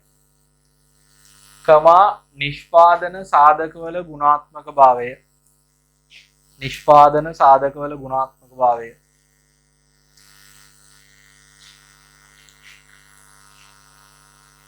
යනාදී සාධක බලපායි. ඒක ඒ තුන විතරක් නෙමෙයි. තව සාධක ගොඩක් තියෙනවා. ඒ කීපයක් මම කිව්වා. ඊළඟට නිරන්තරයෙන්ම මේක ආශ්‍රිත වහන ප්‍රශ්නයක් තමයි නිෂ්පාදන හැකියා වක්‍රයක් අඳිනකොට උපයෝගී කරගන්න උපකල්පන මොනවද කියන එක. හරිද? ඉතින් පහක් තිබ්බනේ මේක එකක් අයින් කළාම ওই ටික තමයි උපකල්පන. මොනවද බලමු. අපි උපකල්පනය කරනවා පළවෙනියටම මේ ආර්ථිකය භාණ්ඩ වර්ග දෙකක් හදන සරල ආර්ථිකයක් කියලා. එහෙම උපකල්පනය කරන්නේ මේ රූප සරහනට දාන්න පුළුවන් භාණ්ඩ වර්ග දෙකක් විතරක් නිසා. ඒතොර මේක එක උපකල්පනයක්. හරිද? දෙවෙනි උපකල්පනය සම්පත් සම්භාරය ස්ථාවරව පවතිනවා කියලා. ඇයි මං කිව්වනේ උපරිම භාණ්ඩ ප්‍රමාණය කොච්චරද කියලා තීරණය කරන්න බලපාන සාධකයක් කියලා සම්පත් සම්භාරය. ඒතකොට දැන් මම මේ ඇඳලා තියෙනවනේ මෙයාට මෙච්චරයි හදන්න පුළුවන් කියලා. මේ තියෙන්නේ මෙයාගේ නිෂ්පාදන හැකියාව. ඒතකොට මේ නිෂ්පාදන හැකියාව මේ භාණ්ඩ ටික හදන්න පුළුවන් අපි මේ වක්‍රය අඳින අවස්ථාවේ තිබ්බ සම්පත් ටිකම දිගටම තිබ්බොත්. ඊට වඩා අඩු වුණොත් මෙතෙන්ට යන්න බෑ. මේකට වඩා වැඩි වුණොත් ඊට වඩා වැඩියෙන් හැදුවේ. ඒ නිසා අපි උපකල්පනය කරනවා සම්පත් සම්භාරය වෙනස් වෙන්නේ නැහැ. ඒතකොට මේ ඉර දිගටම හරි. වෙනස් වුණොත් මේ ඉර ඉතින් එහාට වළංගු වෙන්නේ නැහැ. අන්න ඒක නිශ්චිත කරන් තමයි අර දෙන ලද අවස්ථාවක් කියන වගේ වචන පාවිච්චි කරන්නේ. ඊළඟට අංක 3. තව බලපාන සාධකයක් නේ තාක්ෂණය. මේ තාක්ෂණය කියන එක සාධක ඵලදායීතාවයට ගැට ගැහිලා තියෙනවා. තාක්ෂණී ස්ථාවරයි කියලා උපකල්පනය කරනවා. මොකද සම්පත් සම්භාරයේ නොවෙනස්ව තිබුණත් තාක්ෂණයේ දියුණුනොත් එහෙම මීට වඩා වැඩි භාණ්ඩ ප්‍රමාණයක් හදාගන්න පුළුවන්. හරිද? හතරවෙනි උපකල්පනය සම්පත් ටික පූර්ණ සේවා නියුක්තියෙන් සහ උපරිම කාර්යක්ෂමතාවයෙන් උපයෝජනය කරනවා. ඒතර මේ නිෂ්පාදන හැකියාවක් අඳිද්දි කොහොමත් මේ ටික එනවා. හරිද? හැබැයි අපි තියරි එකක් විදිහට උපකල්පන හතරක් විදිහට යාව සලකනවා. සමහර වෙලාවට මෙන්න මේ උපකල්පන දෙක එකක් විදිහට ගත්තොත් උපකල්පන තුනක් විදිහටත් කියන්න පුළුවන්. මේ දෙක දෙකක් කිව්වොත් හතරක් විදිහට කියන්නත් පුළුවන්. හැබැයි මෙන්න මෙතනත් කරුණු දෙකක් තියෙනවා. ඒ දෙක කරුණු දෙකක් විදිහට ලියන්න බෑ. ඒ කියන්නේ ඔයාලට මෙහෙම ලියන්න බෑ. මේ බලන්න. උපකල්පන හතරක් ඇහුවාම සම්පත් සම්භාරයේ ස්ථාවරයි කියලා පූර්ණ සේවා නියුක්තිය එක කරුණක් විදිහට ලියලා උපරිම කාර්යක්ෂමතාවයේ තව කරුණක් විදිහට ලියලා දැන් කරුණු 3යි. භාණ්ඩ වර්ග 2යි කියලා ලියලා හරියන්නේ නැහැ. ඒතකොට මෙයා නැහැ. පැහැදිලිද? මේ කාරණා ඔක්කොම කියවෙන්න ඕනේ. මේ දෙන්න එකතු කරලා සමහර පොත්වල තියෙනවා එකක් විදිහට. ඒතකොට උපකල්පන 3යි. මේ දෙක දෙකක් විදිහට ගත්තොත් උපකල්පන 4යි. හරිද? 3ද 4ද කියන එක ප්‍රශ්නයක් නෙමෙයි. නමුත් කරුණු ඔක්කොම ටික තියෙන්න ඕන. හරිද? හරි. ඊළඟට මේකේ පොඩි ලක්ෂණයක් මම කියලා දෙන්නම් මේ වක්‍රයේ. මේ උඩ තියෙන හැඩ තුනේම වක්‍ර එන්න පුළුවන් විවිධ අවස්ථාවලට අනුව. අපි මේ අවස්ථා මොනවද කියන එක මේ පාඩමේදී කතා කරනවා. මම දැනට මේ මූලික කාරණා ටික පැහැදිලි කරලා දෙන්න මේ සරල රේඛීය අවස්ථාව ගන්නවා. බලන්න මම වක්‍රයක් අඳින විදිහ අක්ෂර දෙක නම් කරලා තියෙනවනේ මම නම් කරනවා V තිරිඟු. මේක භාණ්ඩ වර්ග දෙකක් වෙන්න ඕනේ. භාණ්ඩ නම් දෙකක් හරි භාණ්ඩ වර්ග දෙකක් හරි. කෘෂිකාර්මික භාණ්ඩ කාර්මික භාණ්ඩ පුළුවන්. මේක මෙහෙම දාන්න එපා. වැරදිම නෑ. හැබැයි ඒක එච්චර හොඳ නෑ. XY කියලා දාන්න එපා. X භාණ්ඩ Y භාණ්ඩ. ඒක ප්‍රශ්නයක් නෑ. භාණ්ඩ දෙකන්නේ. XY කියන එක අක්ෂර දෙකන්නේ. පැහැදිලිද? ඒ නිසා නිකම් XY දාන්න එපා. භාණ්ඩ වර්ග දෙකක් දාලා දෙනවා වක්‍රයක් ඇඳ ගමන් නමක් තියෙනවා. නැත්නම් එයා අඳුර ගන්න බෑ. PPC. දැන් ඔන්න මෙන්න මෙතන තියෙනවා රේඛාවක්. මේ රේඛාවට තමයි අපි ඔය නිෂ්පාදන හැකියාවක් කියන්නේ. ඕකෙන් පෙන්වන දේවල් තමයි. ඕකේ වැදගත්කම තමයි මේ බලන්න. මේ රේඛාව තමයි අපිට දැන් තියෙන සම්පත් ප්‍රමාණයෙන් දැන් තියෙන තාක්ෂණයෙන් හදාගන්න පුළුවන් උපරිම භාණ්ඩ සංයෝග ටික. හරිද? හිතන්න අපි මෙන්න මෙතන ඉන්නවා. කොතනද? අපි හිතමු අපි මෙන්න මේ සංයෝගය හදනවා කියලා. අපි නිකන් යාර නමක් දාමු මෙන්න මෙතනින් A කියලා. A කියන සංයෝගය දිහා ඔයා බැලුවොත් V මෙච්චරක් හදනවා. V මෙච්චරක් හදනවා. තිරිඟු හදන්නේ නැහැ. හරිද? මම ඉලක්කම් දාන්නේ මේක ඉලක්කම් දාලා මම පස්සේ ඉස්සර ගන්නවා. දැන් මේ තියෙන එකේදී තිරිඟු හදන්නේ නැහැ V හදනවා. ඒ කියන්නේ මොකද්ද? ඒ කියන්නේ ආර්ථිකයේ සියලුම සම්පත් ටික උපරිම කාර්යක්ෂමතාවයෙන් පාවිච්චි කරනවා කියලා උපකල්පනය කරනවනේ දැන්. උපකල්පනයක් තියෙනවනේ එහෙනම් පූර්ණ සේවා නියුක්ති සහ උපරිම කාර්යක්ෂමතාවය කියලා. එහෙම උපරිම කාර්යක්ෂමතාවයෙන් සහ පූර්ණ සේවා නියුක්තියෙන් යොදවලා තියෙන්නේ ඔක්කොම සම්පත් ටික V හදන්න. ඒකයි මේ V වලින් උපරිම ප්‍රමාණය හදලා තියෙන්නේ. ඒකයි තිරිඟු වලින් හදලා නැත්තේ. ඉතින් ඔක්කොම ටික V වලට දැම්මම තිරිඟු හදන්න බෑනේ. පැහැදිලි නේද? එතකොට ඊළඟ කාරණේ ඔයාට ඕනෑම වෙලාවක මේ වක්‍රයේ මත ලක්ෂයක් හැදුව හැකි. හරිද? වක්‍රයේ මත එකක් හැදුවේ හැකි. ඔයාට ඕන වෙලාවක වක්‍රයේ මත එකක් නිපදවන්න පුළුවන්. ඕකේ. හැබැයි කොන්දේසි දෙකක් තියෙනවා මොකද්ද? සම්පත්තික පූර්ණ සේවා නියුක්ත කරන්නක් ඕනේ. උපරිම කාර්යක්ෂමතාවයෙන් පාවිච්චි කරන්නත් ඕනේ. එහෙම නැත්නම් මේක හදන්න බෑ. සම්පත් තිබුණට ඒකෙන් භාගයයි නම් නිෂ්පාදනයට දාලා තියෙන්නේ මේ වක්‍රයෙන් පෙන්නන්නේ උපරිම ප්‍රමාණය. උපරිමයටම එන්න බෑනේ. සම්පත් තිබ්බ ඵලියට ඒවා පාවිච්චි කරන්න. හරියට ඔයාට විභාගයෙන් උපරිම රිසල්ට් එකක් ගන්න ඕන නම් ඔයාගේ උපරිම මහන්සියෙන් පාඩම් කරන්න ඕන. ඔයාට ඉගෙන ගන්න පුළුවන් කියලා විභාගයෙන් රිසල්ට් එකක් එන්නේ නැහැ පාඩම් කළේ නැත්නම්. ඒ වගේ තමයි සම්පත් තිබ්බට හරියන්නේ නැහැ. උපරිම භාණ්ඩ ප්‍රමාණයට යන්න නම් ඔයා ඒ සම්පත්තික උපරිමයට පාවිච්චි කරන්න. ඊළඟට පාවිච්චි කරන ටිකක් පාඩම් කර කර ඉන්නවා. හැබැයි ෆෝන් එකේ වෙන වැඩ. නැත්තම් නවකතා පොතක් කියනවා. ටීවී බලන ගමන් නිදා ගන්න ගමන් පාඩම් කරනවා. ඒතර පාඩම් කරලා තිනවා පැය ගානේ. හැබැයි පාඩම් කරන එක හරියට කරලා නැහැ. උපරිම කාර්යක්ෂමතාවයෙන් කරලා නැහැ. හරිද? එහෙනම් එහෙම පාඩම් කරේ නැත්නම් ඒත් උපරිම රිසල්ට් එකකට යන්න බෑ. පාඩම් කරන්නත් ඕනේ. පාඩම් කරන එක හරියට කරන්නත් ඕනේ. සම්පත්තික නිෂ්පාදනය යොදවන්නත් ඕනේ. යොදවන එක හරියට යොදවන්නත් ඕනේ. හරිද? ඒ දෙකම තියෙනවා නම් අන්න වක්‍රය මත පුළුවන්. මේකින් එකක් හරි බැරි වුණොත් මේකින් එකක් හරි කැඩුනොත් එහෙම අපිට එන්න වෙනවා වක්‍රයෙන් ඇතුළත ලක්ෂයකට.